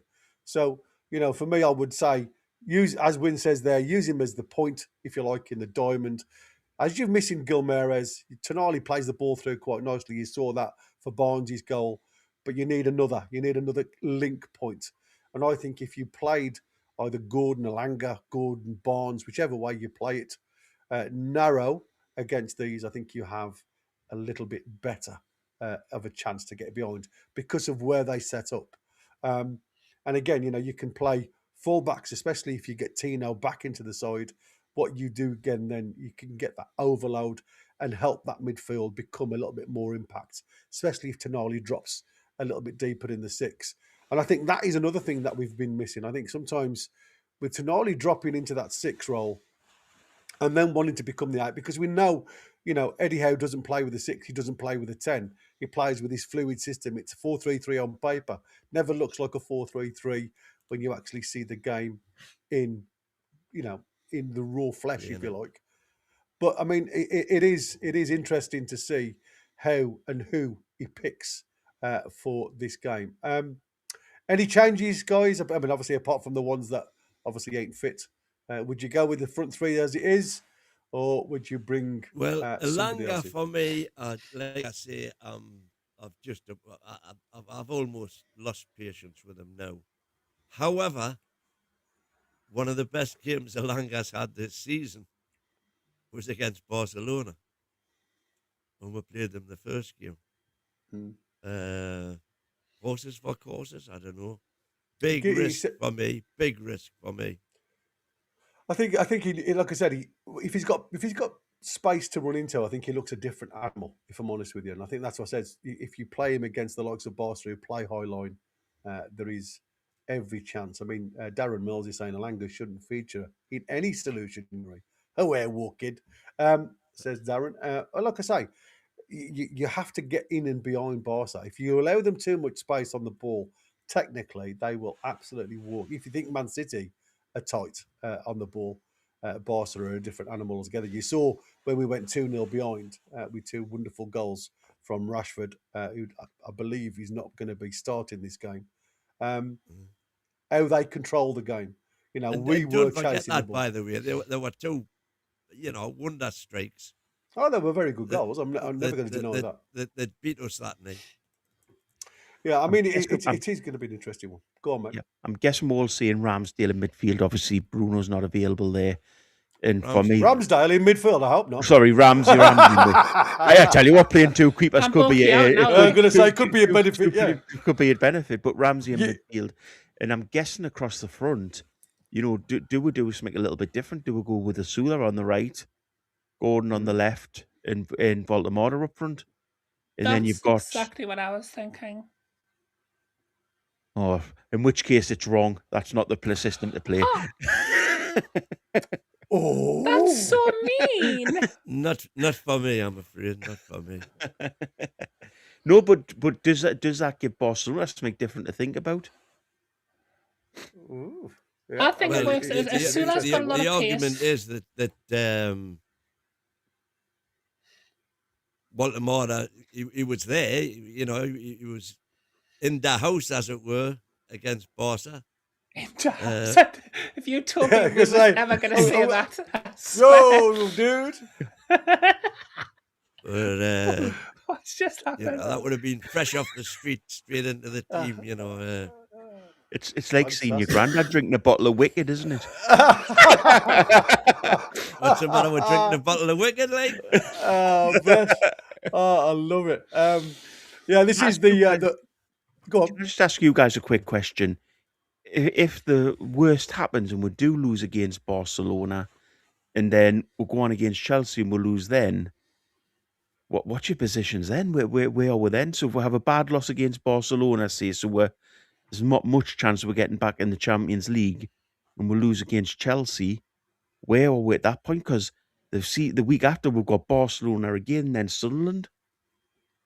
I think, if I'm honest with you, I think it is the Sunderland game. I think a lot of this will hinge. Culminating in that. Yeah, I think it is going to hinge on that one. I think that, you know, he's talking about this game being the game of history, you know, if you like. I think after the first bad performance at the stadium of the what's-its, I think if he turns up again playing like that at St James's Park, there'll be a lot more than us questioning whether he should still be in the tenure. If we put in a performance against Barca, like we did against City, I think you could well find the stadium turning. Yeah, I think if he has put all his eggs in one basket, you know, like I say, talking about Champions League football and wanting to get us as far as he can. I don't so much think it was consciously leaving effort on the pitch on Saturday, but you never know. It could have been going through the players' minds. Here's a question for you. So what if we spank Barcelona, then spank Chelsea, then spank Barcelona again, and then get revenge on Sunderland? Where we're going to be then? Well, you're in big trouble for this, because that's the next clip for Chris's videos. Yeah, I was going to say, I'll see you in the strawberry. That's all I was going to say. I should be mortal by then. Bit of good news against the Barcelona team already, though. You know, one massive thing is I've managed to get a ticket for the game, so I'm there on Tuesday night. Oh, well, there's a nice bit of negative energy to cheer the team up as they come out. DX is throwing this one on. Look, this is one for us. We can win one of Barcelona or Sunderland, home 3-0, or lose the other 3-0. Which do you choose? Wait, what was that? Oh. We can you win 1-3-0 and you lose 1-3-0. I would choose beating Barcelona 3-0 and losing to the Mackhams 3-0. It's gonna be the money man, isn't it? At the end of the day, that's where the money is. I can answer that one. I can answer that one quickly. There is absolutely no chance I want us to lose against Sunderland. I don't care. We can beat Barcelona 4-0 in the next game, but that's where I was going to go with it. But Sunderland has to be a win. I know win is like, you know, a plastic fan and doesn't care about the derby or anything. We cannot go into another derby and not win it.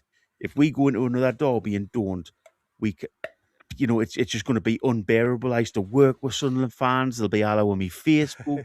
They'll be all over social media. I'm trying not to swear throughout this conversation. I'll tell you what I thought. There is absolutely no chance we can lose against Sunderland. And as I say, if Win would take a loss against Sunderland, that's a plastic fan for me. For a 3-0 win against Barcelona. Yeah, absolutely. Yeah, there you go. No. Interesting, like I say, the match against Barca does kick off at 8 p.m. Why do we want to get Premier League points? To qualify for the Champions League. The Champions League. Football is about fans and about rivalries. Our biggest rival is that lot. And if we lose against those rivals, no. well, they are. Hang on. They are our biggest rivals. It's the derby. If we lose against those guys, people. Yeah. You know, Well caught, the Boaky. Mac. Well done. If we lose against the Mackhams, Suck it's it an up, absolute disgrace, and I will not come on this channel and ever be told not to call Eddie Howe out again. If we lose 2 derbies against them, home and away, I will not only will I want Eddie Howe out, I'll be at the stadium myself, dragging him out. Taxi for Eddie. This There is won't be a need for a taxi. He'll be in the back of a van. Yeah, this is the side quickly. Where are you Barca tomorrow? played us. Are you swanning it up tomorrow? No, I'm in the I'm in with the riffraff, mate. Oh, so we'll see you in Ballyston. I might come into Bally's for a couple of pints. The riffraff. There you go. I've just quickly shown you the team on the screen there that we played against us. 1-2-1 at St James's Park at the start of the Champions League. But Hansi Flick, he's currently the Liga leaders, coming off a hard-fought 1-0 win against Athletic Bilbao. Tactical note for them, like I say, Barca famously plays a very high defensive line, which experts believe offers Newcastle major counter-attacking opportunities.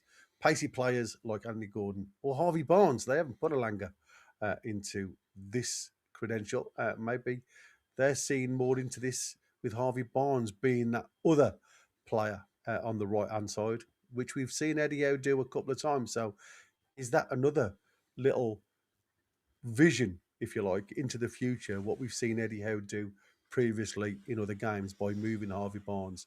Is it for nights like tomorrow night? The absences for Barca, missing key stars, including Frankie de Jong, Jules Koundé, Alejandro Balde, Lamine Yamal remains a doubt with a groin issue.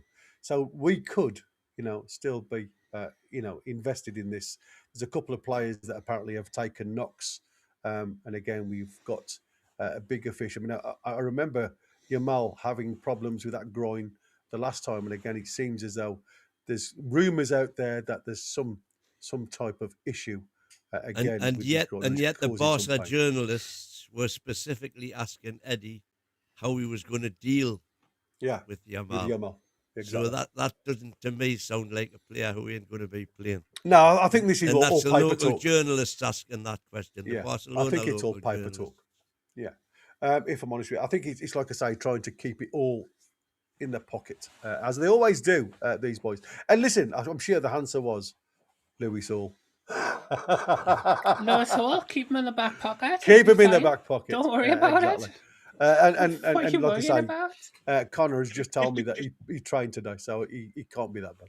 Yeah. Just a quick question on Lewis Hall. Why has that lad been getting so frustrated lately? He's looked absolutely fuming in some games. Do you think it's just the way we've been playing? Protection. I think, like I say, I We don't played feel. a right back. I feel as though I think he's had to go more towards the officials, hasn't he? I don't think he's had much protection from. That was in different colours. You can't say that was in black these days because they don't wear it. It's pink, it's blue, it's yellow, it's whatever colour they decide to pull out of the locker. Yeah, exactly. That doesn't clash with the opposition, obviously.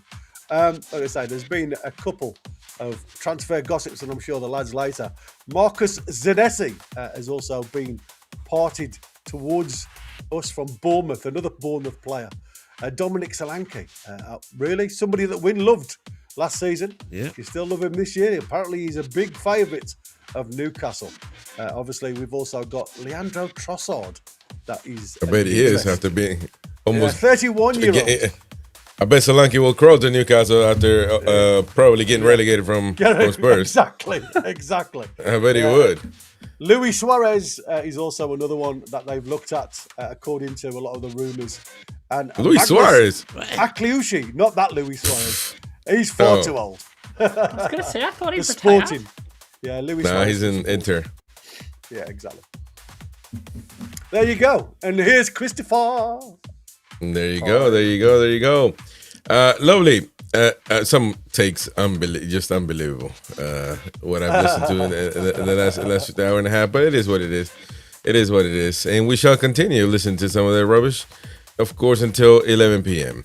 Anyways, so we shall get started, ladies and gents. Don't forget to smash the like button. Let's start with the late night show right now. Let's get going. Set up for maximum confrontation and super opinionated debates. The NUFC Late Night Show with Chris the American Man, Derek the Went, and the rest of the panel, Monday through Thursday from 9:30 p.m. UK and UFC Talk Radio, the voice of the Toon Army.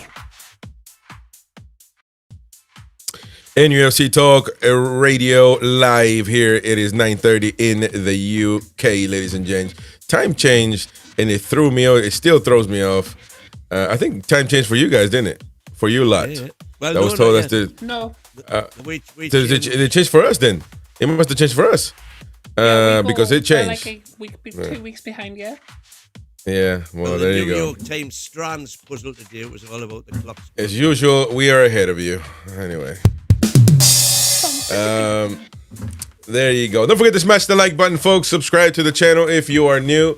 And if you can, become a member so you can enjoy exclusive content. The Geordie football show was on at 6:30, and it was a good show with Michael, and DXK was there as well. The player ratings and all that. So we got shows for you as a member. So please hit that join button. Very, very important that you support us. And some people were crying about the Friday Neat show not being on last week.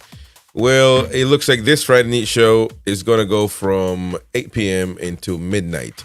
So it's like 4 hours of listening to music, messing around, asking historical questions, or showing pictures, showing hints, so the Mighty Win can just rubbish Newcastle upon Time's history and debate. Well, he shouldn't be debating football anyway. He's senile, but he's going to debate with historians about Newcastle. Can you believe that? The audacity of this guy, ladies and gents. But anyway, tune in for the Friday Neat show on Friday from 8 p.m. to midnight. It's going to be a wonderful show, or so we expect, at least. Anyways, what you got in the background there? But I can hear myself, so I don't know who needs to turn their thing down. But what you got in the background, man? Like just Newcastle. That's what we're doing on Friday. Okay, so on a ride through Newcastle on a tram. There you go. You forgot. It was so funny. You forgot to tell me to laugh, man. Anyways, Christina, how are you? I'm doing very well. It might be your first or second late night show, if ever, if any. We've done two that overran because the late night show was oh yeah, that's right. Yeah, done, but I think this is only my second official appearance on it. Yeah, but this is the proper late night show. Now, when you guys overrun, but this is proper late night show where you're late night show where you're gonna get taken to task over here. You know, we don't let that. You know, she's a girl, let it slide. You know, because she's gonna go to the no.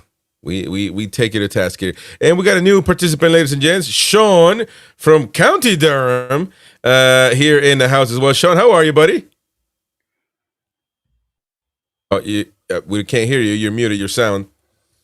So get that sorted. But he's oh, there we go. I think we can hear you now, mate. Oh, good. You there? I am. Yeah, lovely. Yeah, we're doing great, man. What part of County Durham? So we can gauge a little bit. What part are we talking about? Our tune meter is going either up or down at this moment. So go on. What part? I'm about 14 miles away, so Concert. Concert. Oh, 60-40 Newcastle. Proves it. Yeah, man.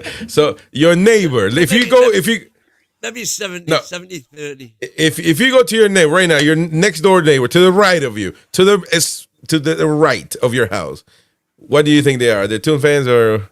It's mixed. Oh man, we can't even get far, like 8 feet away from your house without finding a Macam. Oh my God, man! How about to the left? It's just mixed. It's like because we're in the middle. So it's we are knackered.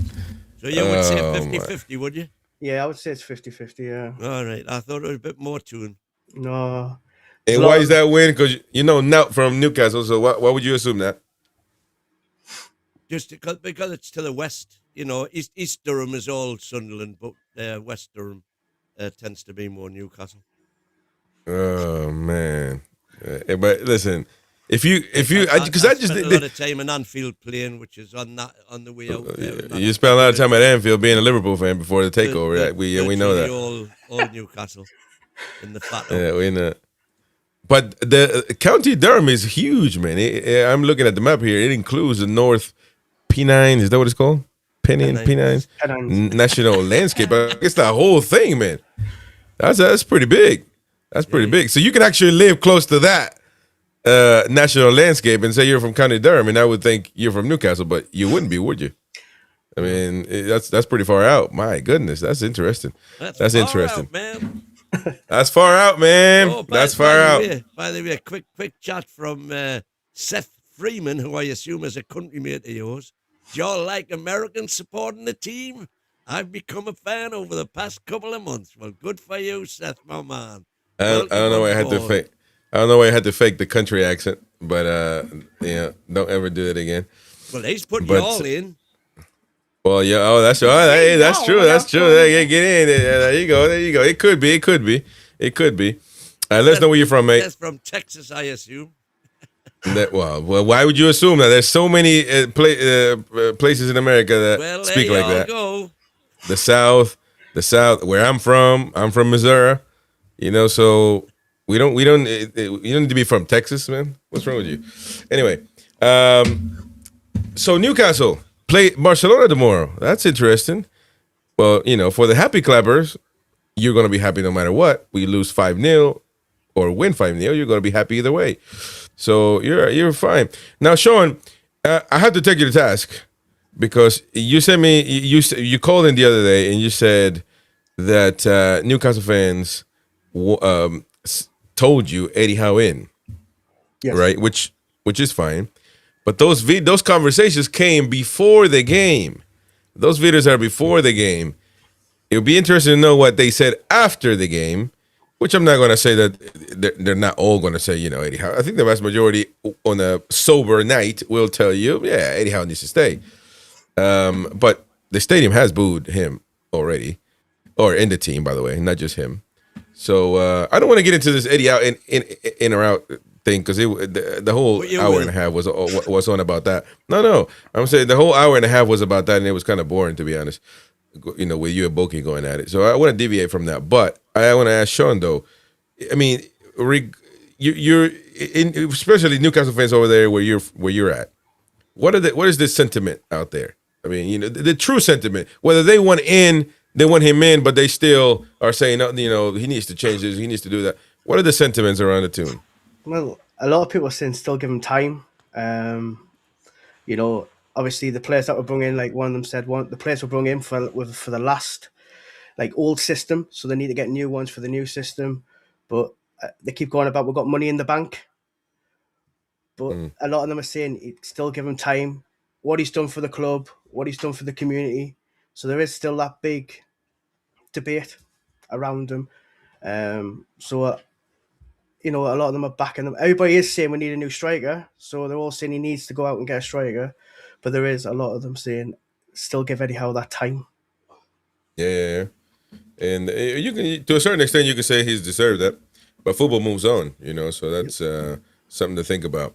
But we got Barcelona tomorrow, so how are we going to do it? That's the question. It's 2 legs, so you might need to keep your powder dry for the second leg. Much more difficult away. But I feel like Newcastle's best chance is tomorrow. Yep. I don't think there's any. I think it's tomorrow. If you draw tomorrow, we are knackered. I mean, I don't think a draw will do us. I don't think a draw will do. We need a win to go to the non-camp. Yeah.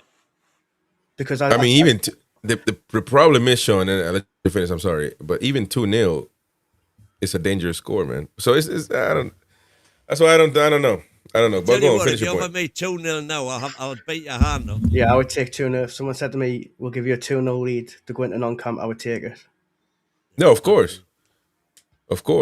No, but they score once. Not be too big a scoreline. I think 2-0 is probably the sweet spot because the last thing that we want is to go into a Barcelona game thinking that we can defend.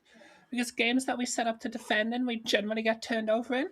So I'd prefer us to have a scoreline where there's still enough fear there that we go out and attack when we do go to the new camp. So I think 2-0 would be a lovely score. I mean, it might be a little bit fancy fight because I mean, are we going to win 2-0 against Barcelona? But we might do, and I think that would be a good scoreline. Yeah, but We certainly had the chances to score more than 2 when we played them at home. with Gordon up top, so and with Gordon up top, and that's what you want to do again. So many of them, and so I wouldn't want to do that experiment again. So no, but go on, Sean.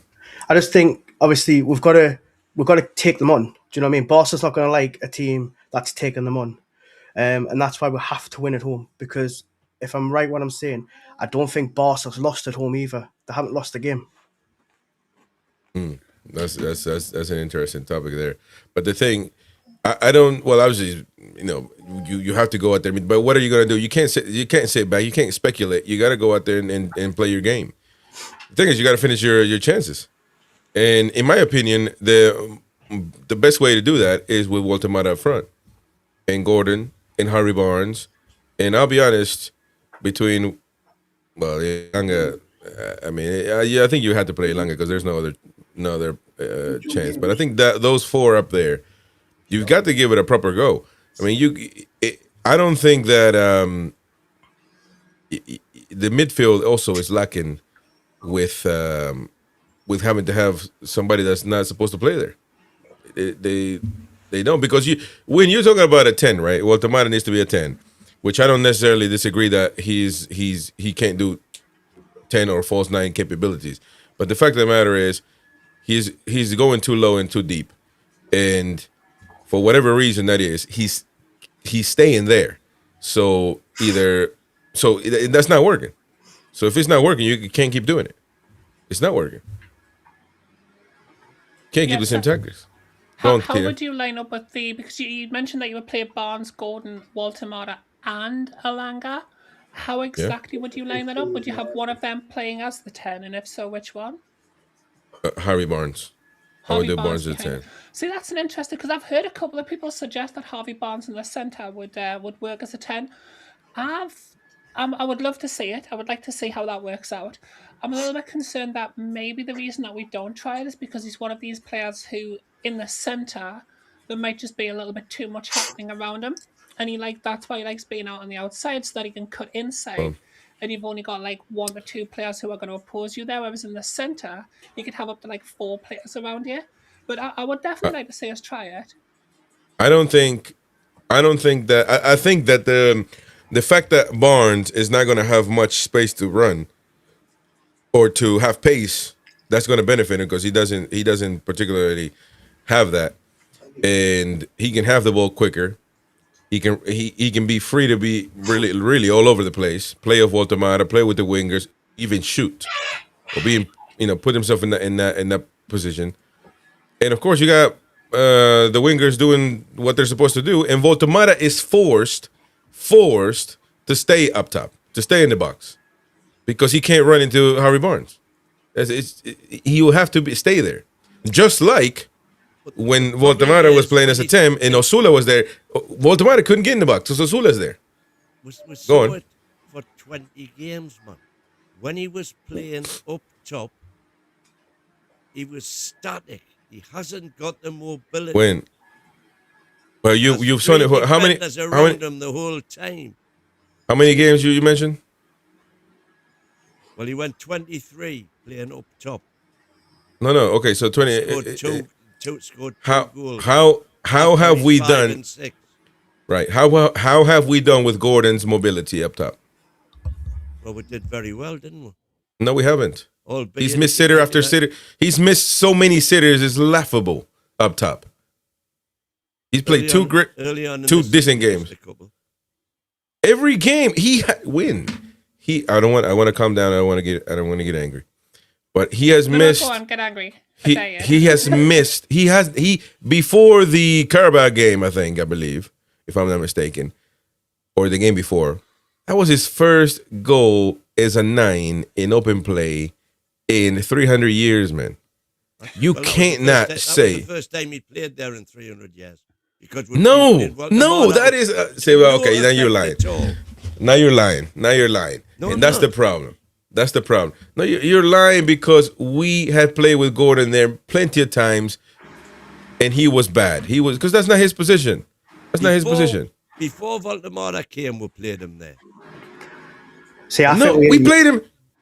I think we're using Gordon as a striker because he played for England under 21s as a striker, didn't he? In the tournament, didn't he? And it worked. But I think we're using him more for his pace. He's not a striker, Gordon. He's better on the wing. I agree, he's better on the wing. But you see, we don't have that. We're lacking strikers, don't we? We don't have, like. That's exactly it. But I don't think Voldemort has the number 9 either. And he's proved it.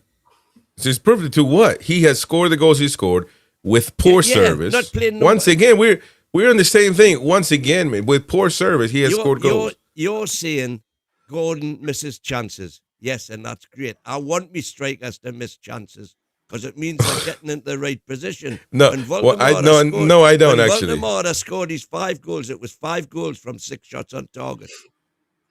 No, actually, that's wrong as well. You got to pull up the real numbers. And those goals that he scored, maybe 1 or 2 were actually plays that somebody set for him. Right? This is what I would like to do once and for all, and I think this is going to be the catalyst to Newcastle United's success. This right here. Harvey Barnes being there stops Voldemort from coming in deep. Stops him. Even if he wanted to, he won't be able to do it. And of course, with the wingers and Gordon, Bruno's not there. But at some point, you're going to have to make that decision. I would take Joe Linton and keep Bruno and Tonali there. Tonali and J7 to contend with Barcelona's midfield 4. They're already doing it, Win. They're already doing it. Don't you understand that Voldemort is non-existent as a midfielder? They're already playing with 2 midfielders, man. And on top of that, we don't even have a striker. So we're playing with 10 men. No, we've been playing with until he put Voldemort in the midfield. We were playing with Ramsey there as well. See, I'd rather put Ramsey where Barnes is. Okay, interesting. Ooh. Well, I mean, I'm not necessarily against it, but I think that Barnes has more quality to. But you see, Barnes is more of a winger, isn't he? I've never. No, seen but him. he isn't actually though. He isn't. He just plays there because there's no in this modern way of playing football with 4-3-3. Everybody plays 4-3-3.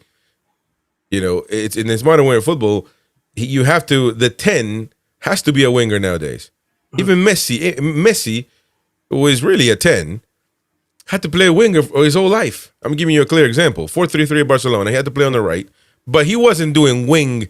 Work up and down, up and down. He was just cutting inside like a 10, shooting, scoring, assisting, and all that stuff. So that's my. Let's not compare Barnes to Messi. Yeah, I'm not comparing them to Messi. I never said that. You never heard me say Barnes and Messi are the same player. You never heard me say that. I'm saying that Barnes has the capabilities and the qualities. He's not a runner. He's a thinker. So playing as a 10, you need thinkers as a 10, which could be what you said about Sean about Ramsey. It could work. If you're playing Barnes and Voldemort like that, you're giving yourself even less mobility than you would have. But you need to get over your personal preference. Whatever you like to do in your life is fine. It's whatever. But we need to do what's best for the team. Running around like a headless chicken don't help anybody. It just doesn't help. That hasn't worked all season. Hasn't worked all season. Except for the Sula against Manchester United. Yeah, but come on, man. It was the headless chicken working out well for us. Yeah, but that's what I'm saying. A headless chicken run works once every season. And Aston Villa and Carabao. We didn't run all that, I man. quite like this though.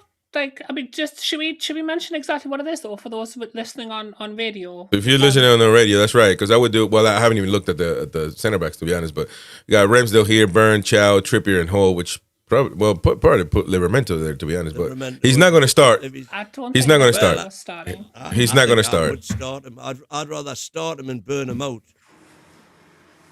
And then again. My point is, I would start him in this game because this is an important game, and then not play him in the weekend.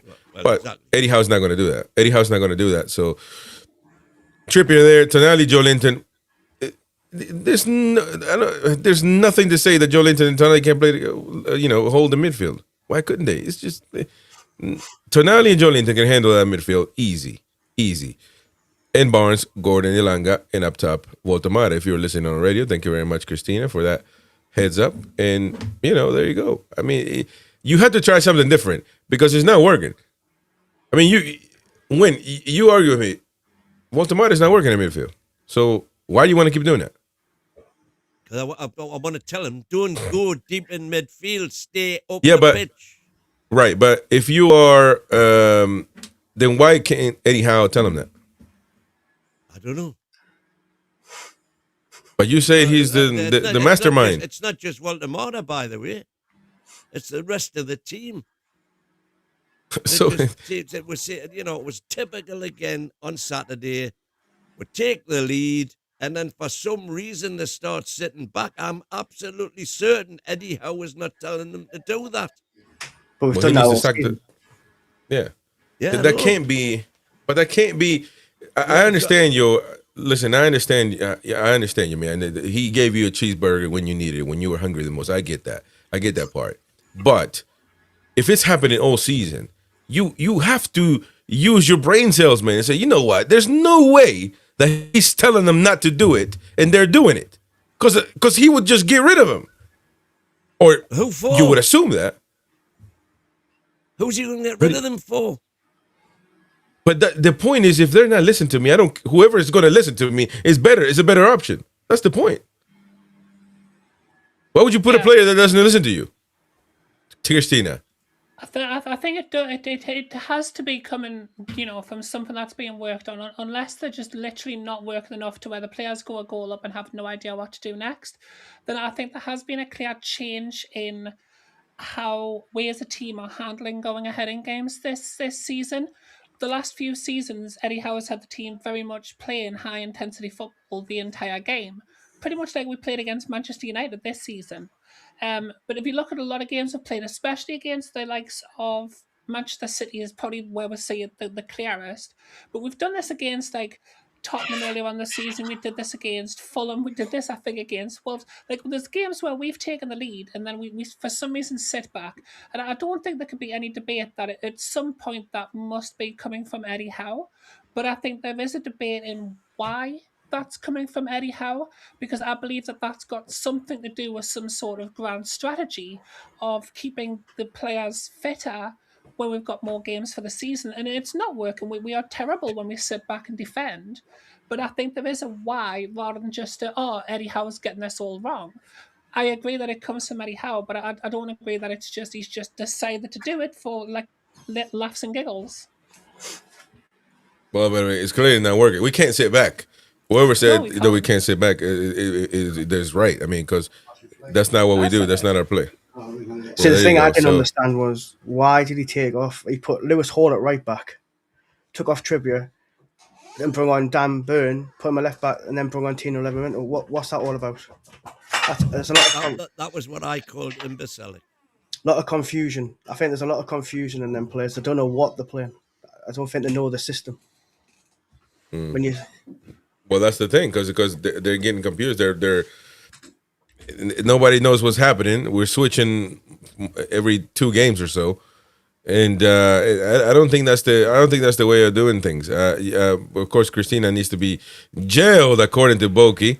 There you go. That's. Wait a minute. Let me. I wish Wayne would understand that. I got the conch. But anyway, there you go, Christina. Jailed. So get it out of jail, folks. Get in. Howie. I love the chat is a bit down tonight. The chat is a bit down tonight, so come on.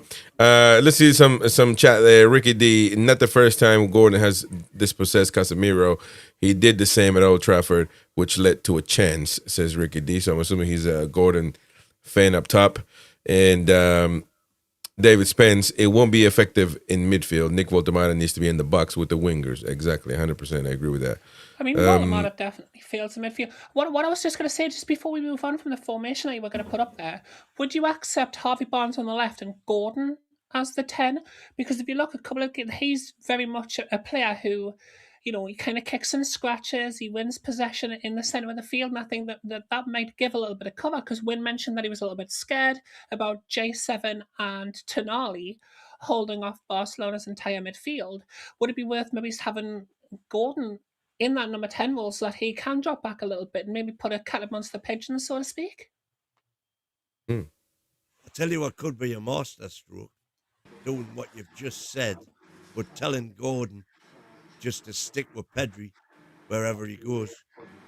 Oh, that's a hard market job for That him is. in a world-class is, midfield.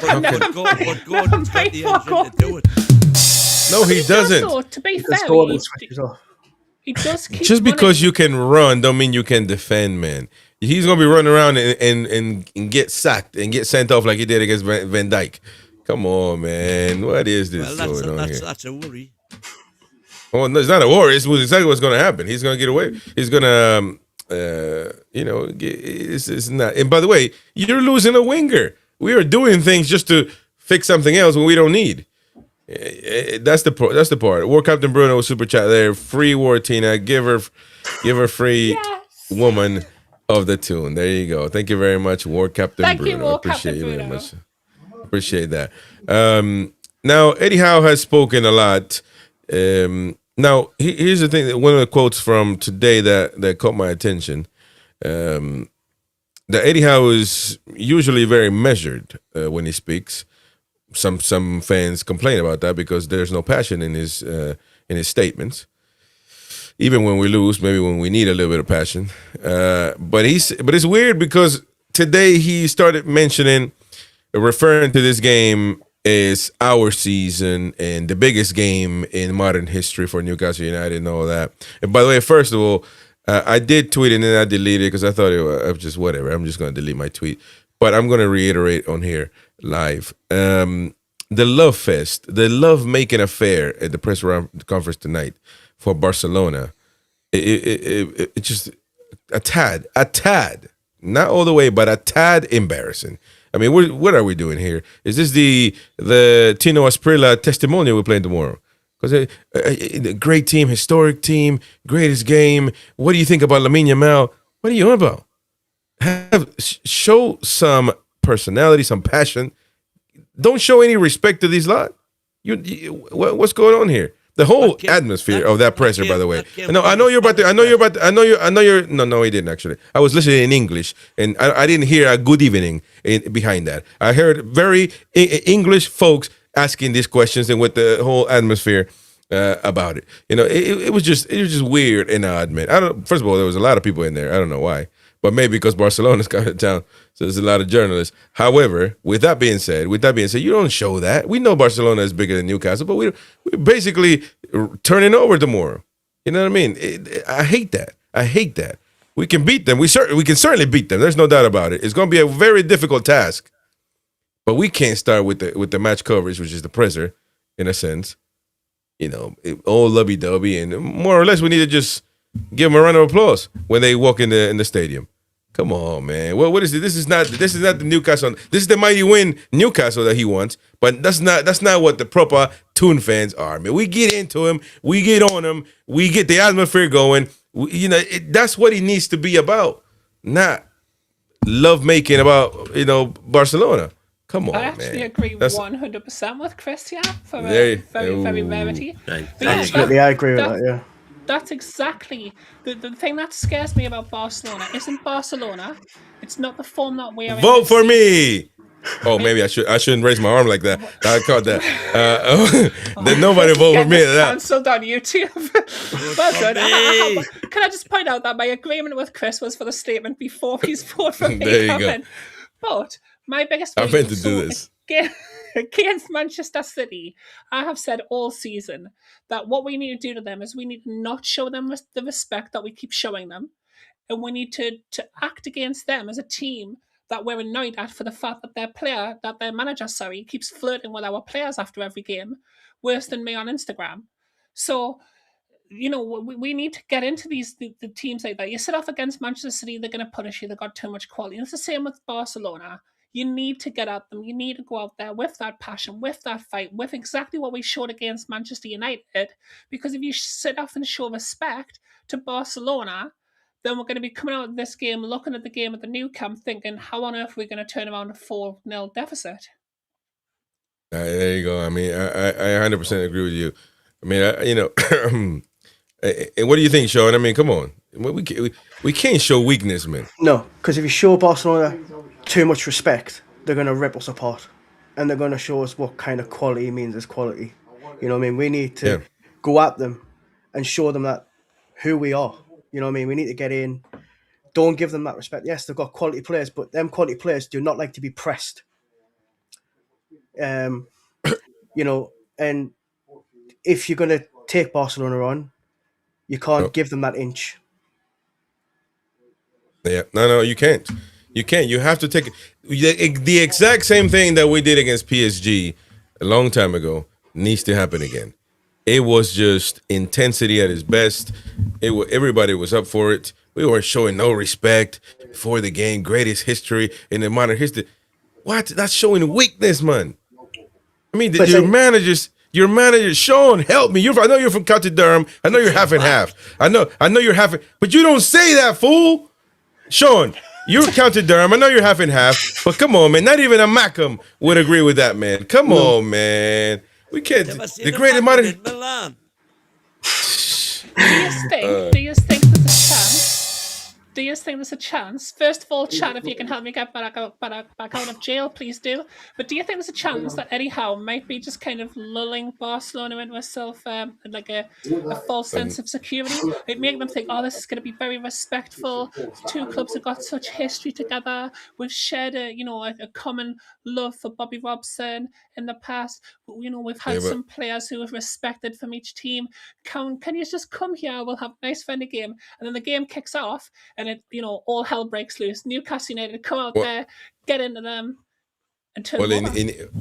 It needs to be that way. But I'm just saying, man. And by the way, this is not just about Eddie Howe. I think Eddie Howe contributed. However, it's more about the journalists. I feel like they're just fans. Some of them that just. And by the way, Danny Wells was there in the house in the presser, and I'm not. Well, he didn't get to ask a question. I'm just saying specifically. That everybody's just like they fans that are just happy to be there, happy to play Barcelona and Newcastle. Like, it's cringe in my opinion. Some of the stuff that was going on, man. I don't get it. I mean, you gotta. Somebody mentioned actually. I want to go to those comments here in the chat that agree with this point in particular. I mean, DX doesn't agree. I think it's just the problem is if we were too cocky in the press conference, that gives them fuel for fire. That's kind of what I'm thinking. But they're up for. But they're up for it. Barcelona, they don't need no motivation to play these games. They want the Champions League title. So chilling. Man, that is not chilling. No, because they can also say, these lads, they're just they're happy that we're here playing with them. We just change a couple of shirts, win will be happy, and everybody else, they'll be all right. That's rubbish, man. That's rubbish. Adam NUFC, Win is saying that Eddie Howe's lost the dressing room, basically. When you're talking about, I think, he's telling them, but they're not doing it. Which that's not a particularly good look, by the way. If he's telling all the players. Don't do that, and they're just saying, whatever, mate. You're going to sit down with your water and your little notebook. Free Tina. There you go. We're going to free Tina, ladies and thank you, ladies and gents. For that super chat. There you go, Tina. There you go. And we're going to get into the more comments here. Phil says, we can sit back. Oh, no, we read that. Well, about this particular point. Guys in the UFC says, that's the problem with football these days. Oh, this respecting the opposition. Like Roy Keane said, you're going to battle, not there to show them respect. Exactly. That's exactly my point. Let's not go as far as Roy Keane. Let's not try to punch anybody in the face during this match. But well, at there the you same go. time, I do agree with the sentiment. Seth Freeman says hyping up Barca. Exactly. Well, we got to hype him up for.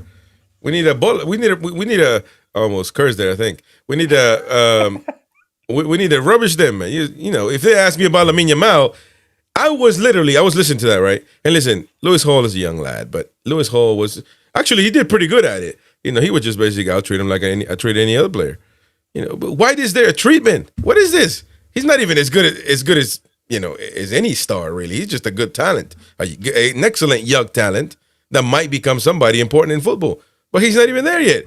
We're asking these questions as if Maradona is coming to St. James's Park. And I would give it to you. There's no denying it's Maradona or Messi or Ronaldo. Or the proper Ronaldo in Brazil.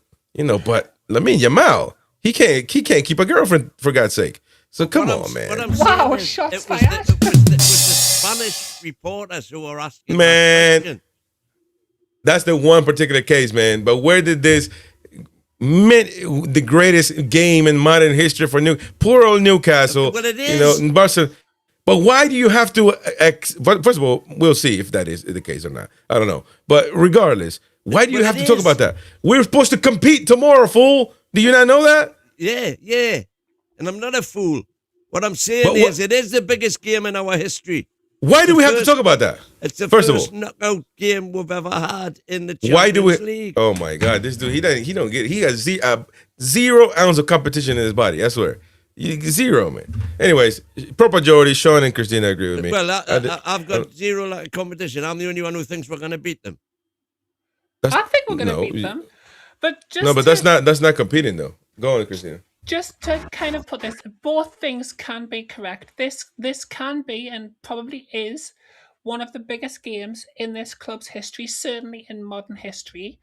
But it can still be true that we can big up the occasion and let people know how big this game is, but still be going into this with fire in our bellies, not treating this as such a big occasion and treating this as, okay, this is the next obstacle that we need to beat. This is the next team that we need to get through. And go out there on the front foot. There's a thin line between being aware of an occasion and being overwhelmed by an occasion.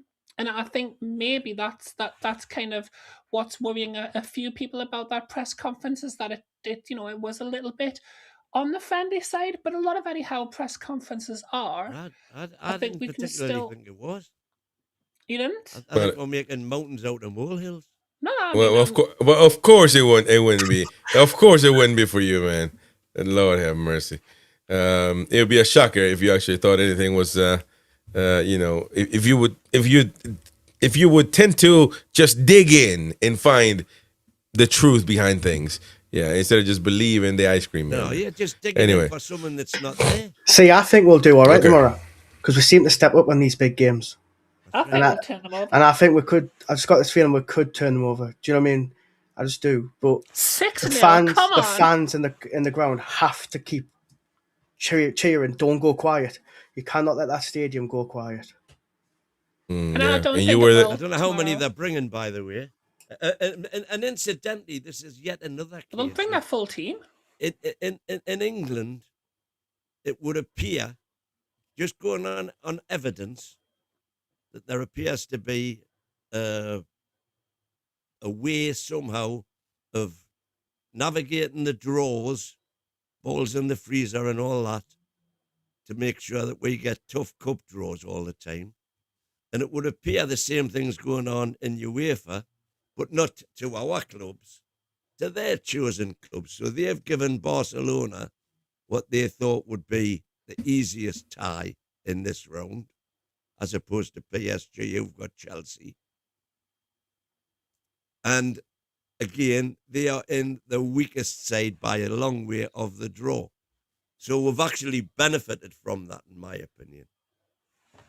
Well, I think that every conspiracy theory should be chinned on sight every time that they just say something with no base. Being that conspiracy theories open up a room, a space for people not to get sued anymore, because we just say things just to say them. By the way, I think once or twice for that in this particular, especially when they put us at the end of the season playing away those big games against the top six. That's still actually true. Look at it. However, come on, man, we got no basis to say that they want to give a easy team to Barcelona. And I mean, come on, man.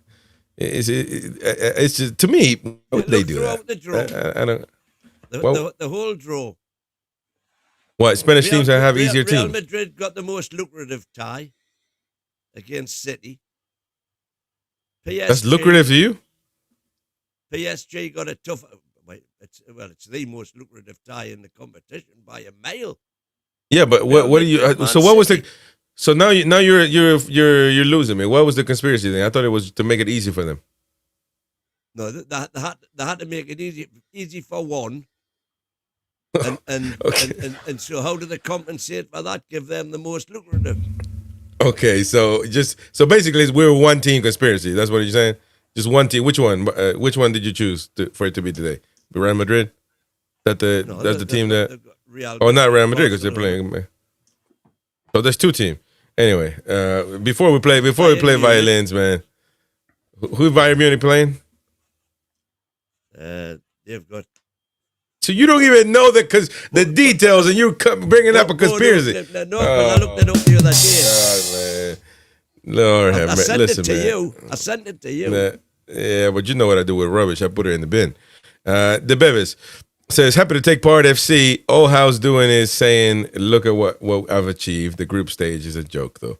Well, it is a hard take, that one, but I mean, I just don't like the attitude sometimes that we are. Sometimes it seems like we are just happy to take part, FC. I don't like that. I don't like that at all. But anyway, that was that.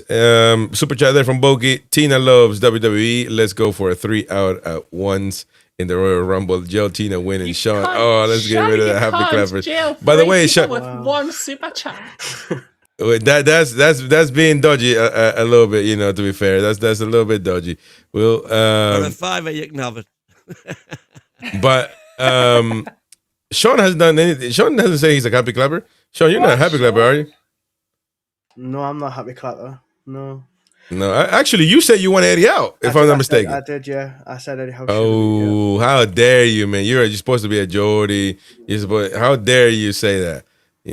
So answer when then. Why would you think that? Do you still think that, by the way?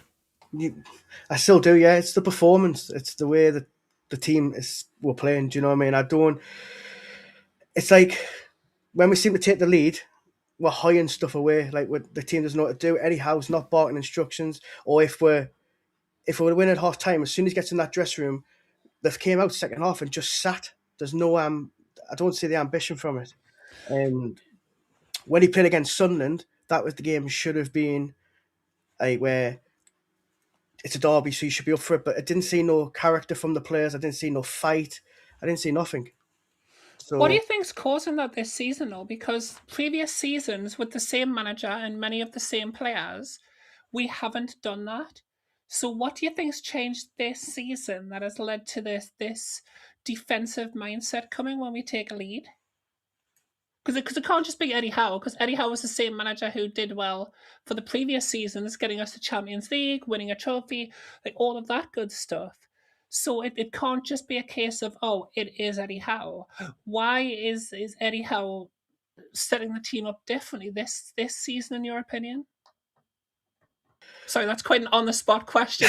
I should probably have sent you that one and then DM before we came on or something. I just see the team looks. I don't know if it's down to training, or if it's some players have got egos. Do you know what I mean? That are higher up.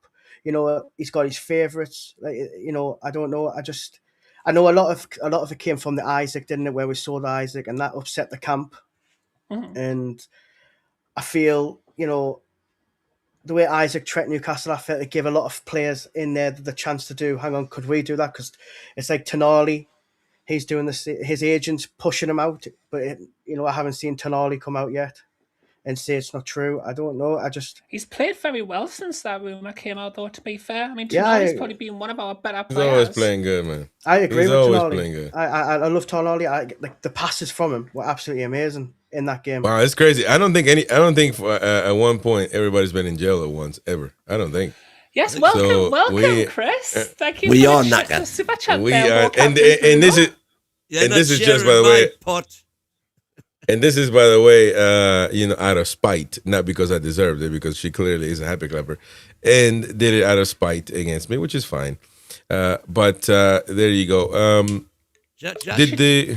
She's a he, I think. No, I think we're well. I think that's Hannah, by the way. I may be wrong, but she can. He can clarify. She didn't do it out of spite. She did it so you didn't feel left. She did it so you were part of the club. If you're gonna be a Geordie, you've got to be a Geordie together with the rest of us, Chris. Geordies don't get in jail. That's the thing. Be a jail bird. I mean, it depends which version of history you look at. Just companionship, not a spite. There you go. Thank you very much. Look at Phil F there, which first time seeing you. Welcome, mate.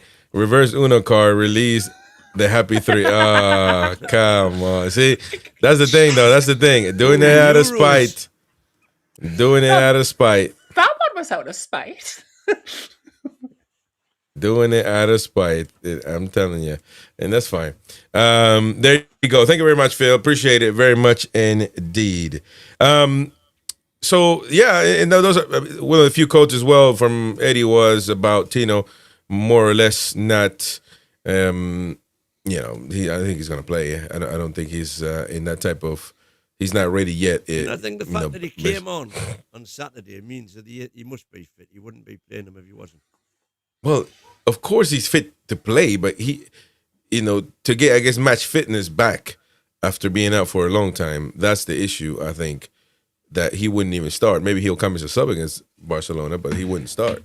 It's big progression to make, isn't it? 10 minutes against Manchester City when we're already losing 3-1, and then 3 days later, starting against Barcelona in the club's biggest game in recent history. Like, that is a big step coming directly from being injured for as long as Tino has.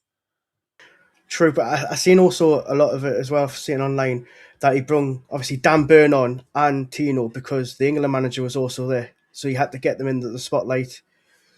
A little bit of time behind them, maybe, for obviously the World Cup's coming up, isn't it? And obviously we haven't got that many games.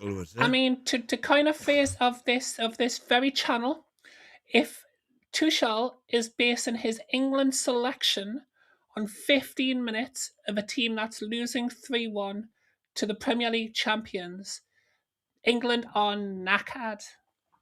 We are knackered. There you go. There you go, ladies and gents. I tell you what we can do here, because this is an interesting one.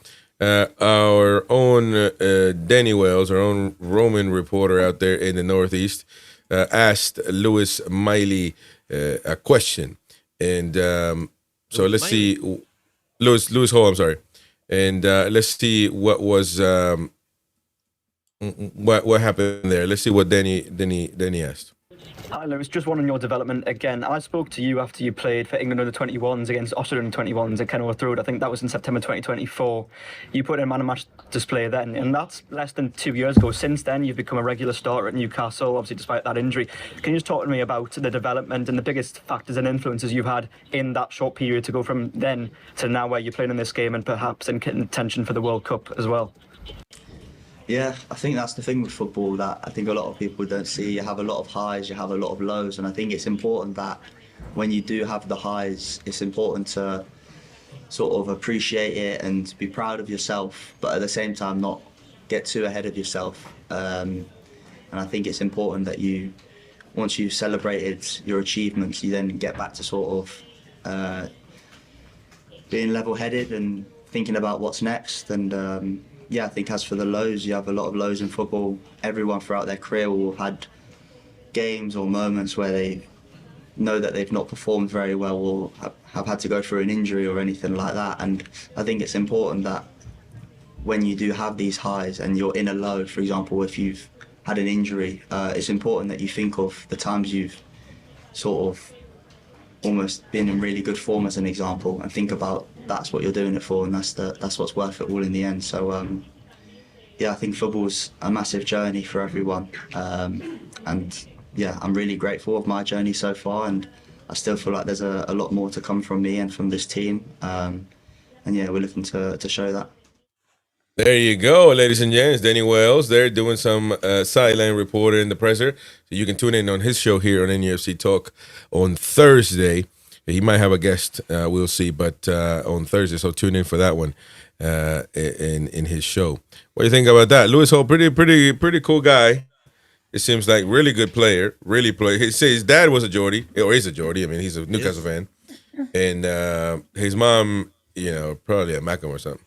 But no, I'm playing. She must be from London. I mean, he's got a London accent. That's right. So there you go. And he is a Geordie though, because it's a Geordie by birth. You don't get to, change your bloodline because you're born somewhere else. So there you go. Right, there you go.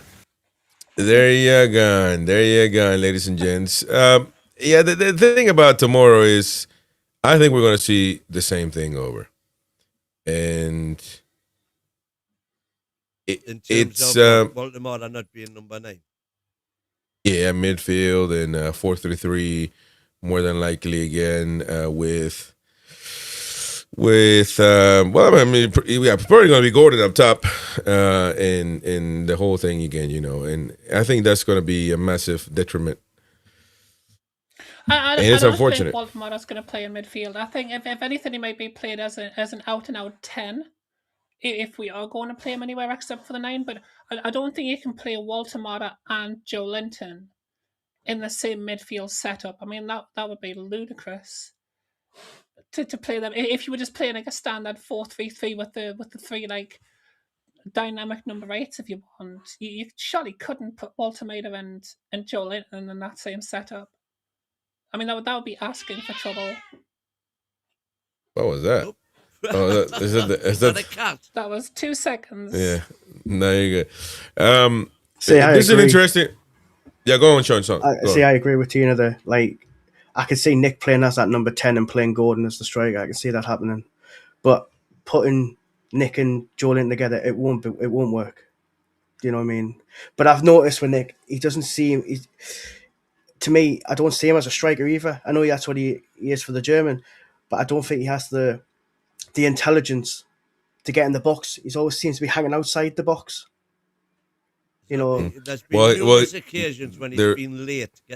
He's been late for absolutely right. The thing is, I think he is a person, a striker that needs to have somebody to play with, and if you play him 4-3-3, he doesn't. He can't build a play with anybody, and that's the thing. No, he seems lost. Just can't. He needs to have somebody to play with, which is not, it's just the way it is, the way he is, and need to adjust to it because you spend the money and he is the striker you bought. You need to adjust to it unless you're going to sell him and then sell him, but do something about it. That's why I'm at this point. I'm like, if you don't play as a striker, then bench him. Don't scapegoat him because you're scapegoating by putting him in midfield. Don't do that. Don't bench him. Don't play him. Go 4-3-3 with Osula up top. You got all the speed in the world, and Gordon do the same thing. Basically, just replace Isak for Osula, and if that's not good enough, then change. If that's not good enough, something has to give. By the way, going back to the earlier point of win and a whole lot, thanking Barcelona for daring to fly into Newcastle. Mark Douglas, a reporter, a journalist, has basically put up a tweet. Says, "I get it. It's a big deal to have Barcelona in town, and Lamine Yamal is one of the top 5 in the world. But NUFC have to approach tomorrow like we did PSG in 24. Exactly what I said, man. With zero respect and belief that they're as good as them. If they don't, it's over. Same message for fans too. Hopefully, those Semenyo autograph hunters in the home end from the weekend are one of thing. Wow, look at that, Mark Douglas going at the fans a little bit, which is fine, and I do respect this, by the way, because it makes sense. Well, I mean, fans are fans, though, aren't they? I mean, it is what it is. Maybe somebody wants a little autograph for a Baron, which, by the way, Semenyo hasn't done anything in football to be asking for autographs from an opposition fan, by the way. So, he's no... Again, man, I understand people losing their minds for certain players. It just happens. It's football. If Cristiano Ronaldo with Man United is coming to St. James's Park, by all means, there will be a Baron or two that might want an autograph. And the dads will go out there trying to hunt it. I get it. Oh, that's fine. But Semenyo, what's Semenyo done? Semenyo done nothing in football, man, to be getting... only Win could ask for his autograph. He has nothing in football for us to be doing this. Spot on, Mark Douglas. We're going to have to get Mark Douglas on. Does he follow me? I said, oh, he followed me on next too. Mark Douglas. All right. Nibala, we get him on, man. We get him on. Can somebody explain me the point of autograph hunting as well? Like, what can you do with somebody's name on it? Nah, now you hit below the belt. I'm not mocking it. I'm asking for an because I've honestly, I've been a fangirl of many different things, but things that I would want with that person is like a picture with them, or We don't want to know what you do with that but, person. I mean, yeah, let's not go into like, certain levels. But I've never understood I'm just getting roasted on this late night chat. I knew that I would, to be fair. But I've genuinely, if somebody who does like autographs can explain to me what it is about now. Because if you've seen some footballers' autographs, it's like a squiggle, and it's Chris really leaves it alone. I'm telling you, you should have never said it. Now the dogs are barking down there. The dogs are barking in the chat. Anyway, so, well, listen, I don't know, but I certainly wouldn't be wasting time on some menu. I'd be wasting time on somebody else.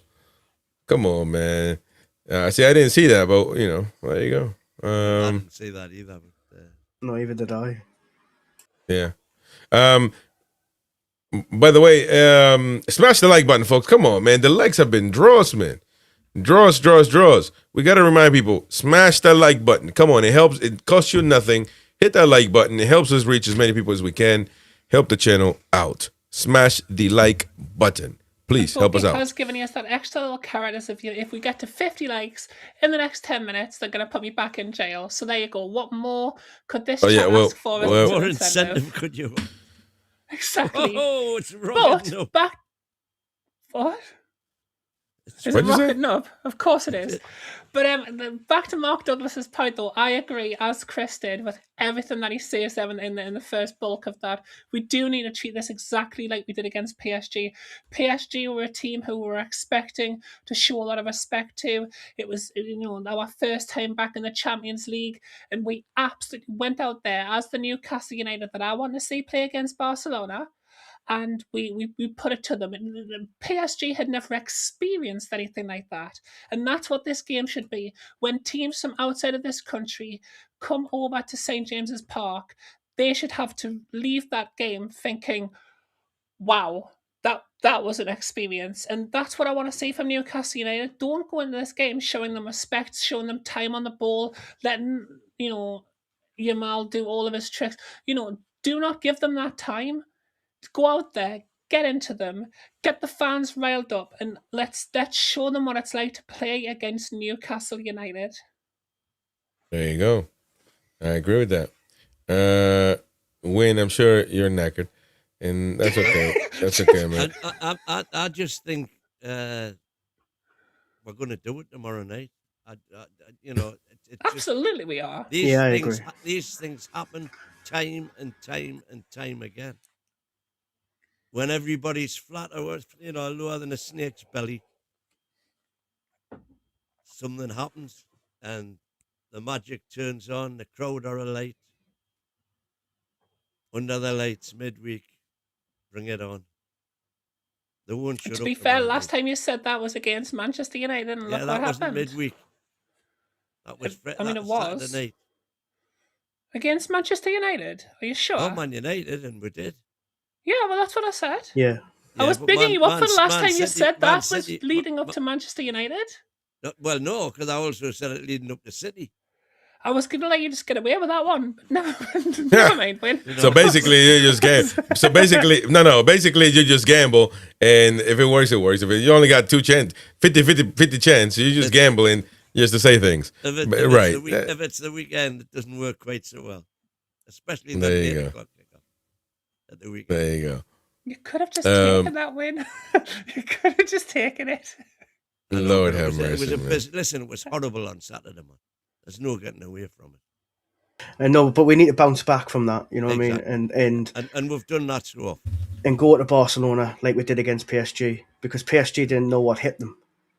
And that's what I mean. Like the same with Barca. If you're going to show them respect, like Tina said, they're just going to rip us, and they're going to show us how football's played. So. But I think tomorrow, the team will step up because it's on a big occasion. And, you're playing probably one of the best teams in Europe as well. This is true. It's a Well, perfect that is very stand true. up and be counted. It goes. They're playing a Farmers League, but that's head and shoulders above the rest of the Farmers League, aren't they?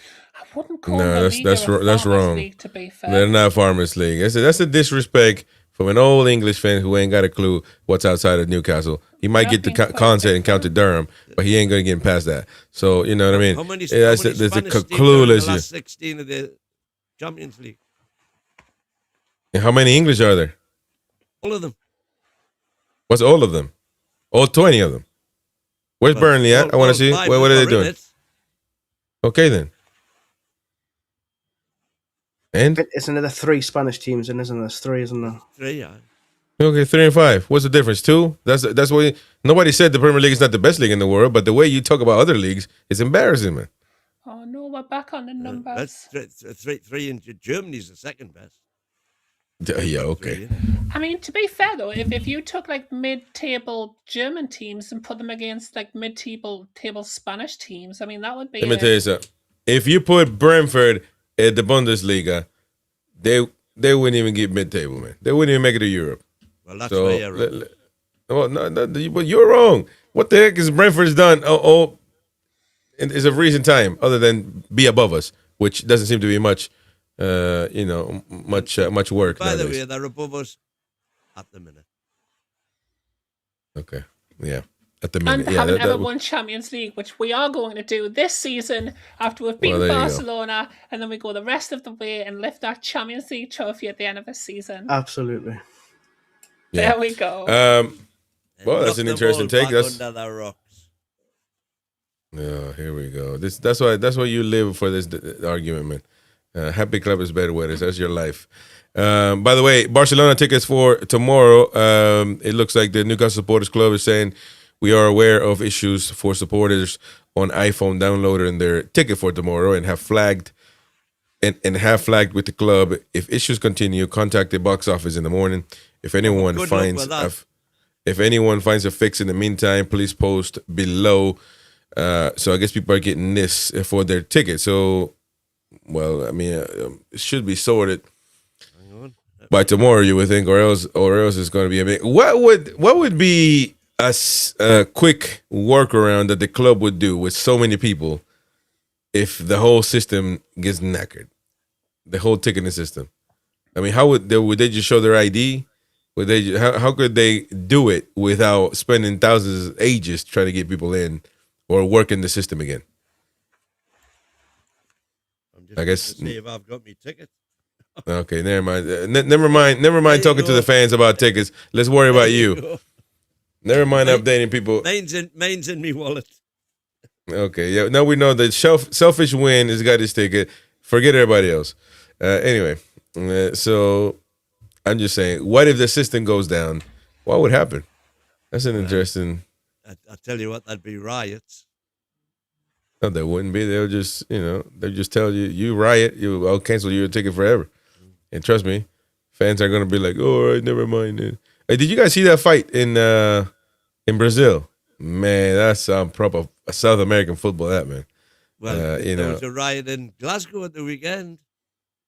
There was, There was, yeah. The derby is fans got fans got on the pitch. Fans got inside the pitch, I think. That's what I saw. But this Brazilian, and that's why when you mentioned, that's how when you must have been a different fan back in the day. It would have lovely to see somebody with personality, with attitude, with virility, with passion. But because now you're absolutely knackered. Because you're talking about the Mackems are not an important game. They're not they're not our rivals. I answered the question. If you could beat insane. Barcelona No. Forget all that. You said Sunderland 3-0. You said I said yes. No. You said the Mackems are not our derby, our rivals. You said that. You didn't have to say that, but you said it. So that's how you ain't got a clue, man. I'm telling you ain't got a Scooby-Doo. It's not on our planet these days. No. What are you talking about? They're above us. So, I mean, yeah, that's the only thing you can say is at the minute. That's laughable, man. Well, because we're talking about. We had these exact conversations last season, and look what happened. No, the Mackems were in there last season, so you're wrong about that. 23 straight red cards. 23. Proper derby, man. Proper derby between Cruzeiro and Atletico Mineiro. I mean, well, it didn't have to go that bad, but 23 players. That's a lot. 23 red cards in one game. Yeah. Is that the most red cards in the game? How's that possible? Yeah, I think so. Because 3 and by the way, the game stopped. Well, the thing is, you get only 22 players on the pitch at one time, and 23 got ejected. You know it was a proper dance-off. It was a proper dance-off. And you remember Hulk? Well, when you won't remember, but any proper football fan. Hulk, remember the Brazilian player, really big guy? Yeah. He was there. He was handing out sandwiches, baby. Boom, boom, boom, boom. I would have loved to have been there, and I would have loved to see him win right there, boy. I would have chinned you as soon as I would just pick. I wish we would have a. Hey, Christina. Skin off a rice pudding. Yo. I wish we could have we could all meet up and somebody just start something for no reason, and I would just take. I would just take that and take advantage of it and just go right there. Bing, bing, Mr. bing. Big camera, Mr. Pussy. No, I would. Watch your language, man. We're on radio now. Watch your language. But yeah, no, I would have definitely done that. But a lot of people get ejected. American pussies and English pussies are two different things. No, the word, we know what the word means, but we also know what it can mean. So how about we not use it, man? Lord have mercy. There's anything wrong with pussy. You've got 3 of them, haven't you? When you just need a heard week one of off. them meowing before. I have 2 Yeah, cats. it's called a cat. It's called a cat. It's called a cat. It's called a cat, man. Lord have mercy. What is going on, man? What is going on? Anyways, so I guess I don't know what's gonna happen tomorrow. Let's reel it back in. Let's reel it back in before we get pulled. Listen, it's gonna be his fault. We're taking off a radio. It's gonna be your fault. But anyways, so be quiet. Don't just move on. Move on. Before I literally kick you out of here. Keep going, Chris. Anyways, so I don't know what's going to happen. I don't know what the formation is going to be tomorrow, but I'm telling you, the golden attack for Newcastle is going to be Joe Linton, Tonali, Barnes, Gordon, Ilanga, and Voltemade up front. That's going to be it. But Eddie Howe's not going to do that because it makes sense. So what he's going to do is, I'm sure, like I said, the 4-3-3, and Voltemade next to Byrne or something, playing with 3 at the back, Voltemade in the middle, and there you go. There you go. Any last thoughts on that, lads and lasses? I've got no idea who he's going to pick. I want to see Tino in if he's fit. I want to see, despite the fact that Ilanga had probably his best game for us against Barcelona last time, I wouldn't mind seeing Asula given a shot on the right wing. I mean, that would be interesting. Give him 20 minutes, see what he does. Yeah. Well, just the first 20 minutes, then just hook him off if he doesn't do well. That's not going to happen. Yeah. He should have been hooked on Saturday. He was absolutely useless. I don't know. I mean, I think he started as well as anybody else. I mean, he got the ball trapped under his feet at the very start when he had a bit of a chance, but I don't think he played well and much worse than anybody else during that game. Through, I mean, obviously, except for the likes of Tonali. The point I've been making for weeks now, since Gordon was first put up front, is that the reason that made a difference was because Gordon was doing the pressing from the front, but not doing it headless chicken wise. Attacking the goalie, covering the fullback, so the ball wasn't on, and that covering the fullback automatically. The heck, what's going on here, man? I'm telling What's you. he got to do with the fullback? I know you're telling something. Preventing the keeper rolling it to the fullback. See, I would like to see Nick up front, Gordon on the left, and I would give Ilanga on the right. Use the pace of them two. And you got to put somebody behind Nick. If I was going to go behind, I would go, if Ramsey is fit, then yeah. Wait, by the way, you already did the 4-2-3-1. We've tried that all season. No, we haven't. We have not tried the 4-2-3-1 with Voltemade up top. And matter of fact, you know what? If you want to go with the 4-3-3 and you talk about it hasn't worked, the striker that the 4-3-3 this season has worked most effectively with has been Voltemade. He has been. It hasn't worked with anybody else but Walter Mata. Hasn't worked full stop. Nah. Well, there you go. But if the best is looked at on results in goal scoring for the striker, it has been with Walter Mata up there. But I agree that ultimately it hasn't worked. Therefore, you got to change it up. You can't play the same thing over and over. It's done. 4-2-3-1, man. You did it. You put Walter Mata there and Osula up top. Just switch them. Well, don't put Osula there as a 10, but put somebody else. Proven he can't do it, man. Do you I'm think talking about- Had his chance early on in the season. I'm talking about put Walter Mata up top and then put somebody else. I'm saying he's already done the 4-2-3-1. So all you got to do is switch players, man. Sean, go ahead. But do you think he'll keep with Ramsdale, or do you think he'll go with Pope? Oh, I think he'll keep Ramsdale. Well, I think he'll keep Ramsey. Yeah. I hope he does. What that's about you? What do you reckon? See, I would keep Ramsdale, but obviously we all know when Nick comes in, he seems to step his game up. Do you know what I mean? Like, you know, when he got dropped and he came back in, Nick's still playing. I don't think Nick Pope's the keeper. I think Ramsdale would be the best choice going forward in that one. Well, I agree with you. I think most people do, to be fair. I don't know many people who are now championing Pope's cause. Yeah. Right. So before we go, let's go with some. See if there's some star. Have there been star comments through the night? I haven't been looking. I thought you would. Well, there you go. You haven't been doing your job. See, there you go. That's all I had to know. Yeah.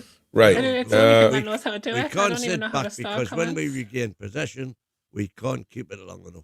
We have one of the lowest possession stats in the league. Our counter-attack is less down by a fast quality striker. Hyping up, that's your American friend, Seth. Hyping up Barca, y'all. The Beavers happy to take part, FC. All Quicker, man. All So we're gonna put some beat. saying, look what I've achieved. The group stage is a joke. Look. That's it. Oh my god, that's it. Anyway, so I got a bone to pick though, because what's going on here? You got Concert over here. I've been looking at this the whole time. Hold up Google all Maps the way, for those of you all the way to listening the on left. radio. You see my mouse? All the way here, Concert, and Sunderland is all the way to the over here by the water. How come? It doesn't have a tail. I think it Newcastle's might be a further hamster. north. Why do we have Mackham's there? It's all the way left, man. Mackham shouldn't be there. Stanley over here, where Miley's from, is actually closer to the Mackhams, obviously. But with the is Stanley divided as well? Yeah, 50-50. Oh, hell no. But Consett, why is there Mackhams and Consett, man? Well, that's a Durham coalfield. That's where all the Durham miners came from. What's going on here, man? This is criminal, man. So where were we? We were right down here. Sunderland Right was in Durham originally. Which country is that? That's the country is the England. What do you mean? All right. This is Chester Lee Street there, where Roy is from.